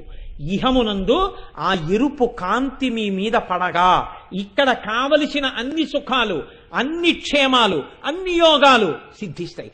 ఏ ప్రమాదాలు రావు. అమ్మవారి అనుగ్రహం యజమాని మీద పడితే ఇంట్లో ఉన్న వాళ్ళందరి మీద పడినట్టే. ఇంట్లో ఉన్న వాళ్ళందరూ రక్షింపబడతారు. ఈ కాంతి అందరికీ దర్శనం కావాలనేటటువంటి కోరికతోటే వసిన్యాది దేవతలతో అమ్మవారు లలితా సహస్రం చెప్పిస్తూ అసలు ఈ కాంతి పడని వాడికి నా దర్శనం కుదరదు, నన్ను చూడలేడు. నన్ను చూడలేని వాడికి తల దగ్గర నుంచి కుదరదు, చేతుల దగ్గర నుంచి. చేతులు క్రియాశక్తి. ఈ చేతులను ఎవడు చూస్తాడో, ఎవడు చేతుల వలన క్రియాశక్తిని దర్శనం చేసి తన జీవితాన్ని మార్చుకుంటున్నాడో లోపల, వాడు నన్ను తల నుంచి పాదముల వరకు చూడగలుగుతాడు. అందుకని ముందు కాంతి, ఆ కాంతి మీద పడాలి. ఆ కాంతి మీద పడిన తరువాత కాంతి మీద పడడానికి మీరు చెయ్యవలసింది ఒక్కటే, ఆ కాంతి ఉన్న చోట మీరు కూర్చుంటే చాలు. సూర్యోదయం అవుతున్న చోట మీరు కూర్చుంటే అలా ఎర్రటి కాంతి వచ్చి కాంతిలో మీరు ఉండిపోతారు. అసలు ముందు ఇక్కడ ఉదయాన్ని మీరు అనుమతించాలి. ఇక్కడ చిదగ్నికుండ సంభూత ఆవిడ ఆవిర్భావ ధ్యానం మీరు చెయ్యాలి. చేస్తే ఎరుపు కాంతిలో మీరు మునిగిపోతే ఆనాడు మీ జన్మకి ధన్యత. ఆ ఎరుపు దర్శనం కానంత కాలం, ఆ ఎరుపుని అనుభవిద్దామన్న తాపత్రం ఏర్పడనంత కాలం జీవయాత్ర వెడుతూనే ఉంటుంది. దానికి చక్కటి మలుపెన్నడు ఆ కాంతి చూసిన నాడే, ఆ కాంతి విన్ననాడే.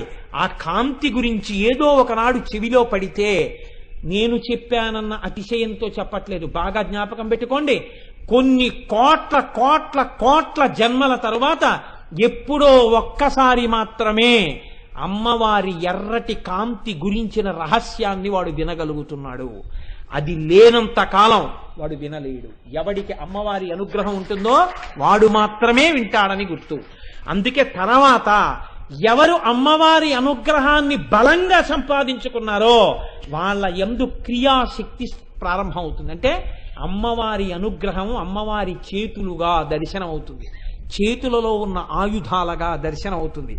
అవి ఆ ఆయుధాలేమి, ఆ చేతులేమి, అవి తెలుసుకుంటే వచ్చే గొప్ప ప్రయోజనమేమి, ఇది తెలిస్తే మళ్ళీ కాంతి కనపడుతుంది. ఈ కాంతి దాటితే అప్పుడు అమ్మవారి కబరీబంధం కనపడుతుంది. ఈ కబరీబంధం కనపడడానికి ముందు ఇవాళ ఈ కాంతి దర్శనం దగ్గర నుంచి ఇక నామములన్నీ లావణ్యలహరిలో ఎలా ఉంటాయంటే విన్న ఉత్తర క్షణంలో ఒక కొత్త ప్రయోజనాన్ని సాధించేస్తుంటాయి. మీరు వింటున్నప్పుడు గమనించండి, మీకు తెలియకుండా ఎర్రటి కాంతిలో మనం ఉన్నప్పుడు మనం ఎర్రగా ఉంటాం అని మీకు అనిపించగానే జీవయాత్రలో మీరు ఒక కొత్త అనుగ్రహాన్ని, అమ్మవారి అనుగ్రహాన్ని మీరు సాధించేసుకున్నారు. అందుకే భాస్కరరాయల వారు అంతటి మహాపురుషుడై మనకు అనుగ్రహించారు. ఇది కేవలం ఒక శ్లోకంలో చెప్పడం కాదు, గురుముఖతః తెలుసుకుని ధ్యానమునందు అనుభవించవలసింది. కాబట్టి శ్లోకంలో చెప్పడం కాదు, ఇలా ఎందుకు శ్లోకం వచ్చిందని గురువు గారి దగ్గరికి ఎడతాడు ఈ మాట చెప్తే. అంతటి శంకరులు ఇలా ఎందుకు రచించారండి ఈ శ్లోకం అని ఎవడు గురువు దగ్గరికి వెళ్ళాడో వాడికి గురువు అనుగ్రహంగా ఈ ముడి విడితే వాడు ధ్యానం చేసి పూర్ణుడవాలి. అందుకని శంకర భగవత్పాదులు సౌందర్యలహరిలో అంత చమత్కారంతో ఆ శ్లోకాన్ని మిమ్మల్ని పూర్ణుల్ని చేస్తూ అంత చిత్రంగా శ్లోకాన్ని తీసుకొచ్చి మనకి సౌందర్యలహరిలో ఇచ్చారు. ఆ ఎరుపు కాంతి వెనక ఇంత రహస్యం ఉంది. మీకు అర్థమయ్యేటట్టుగా నేను చెప్పగలిగానో చెప్పలేకపోయానో, చెప్పలేకపోతే నేను క్షంతవ్యుడను. కానీ అమ్మవారి అనుగ్రహంతో రేపు మీరు బాహువుల గురించి, ఆయుధాల గురించి విన్నప్పుడు ఈ కాంతిని అలా అనుభవించలేకపోయిన వారికి ఆ చేతులు ఆయుధాల గురించి వినేటప్పుడు ఆ కాంతి మీకు తెలియకుండా పడిపోతుంది. అలా పడిపోయేటట్టుగా వసిన్యాది దేవతలు స్తోత్రం చేశారు. ఆ చమత్కారం ఏమిటో, అలా ఎందుకు ఇచ్చారో ఆ రహస్యాల్ని మీకు రేపటి రోజున అమ్మవారి అనుగ్రహంతో పలికే ప్రయత్నం చేస్తాను.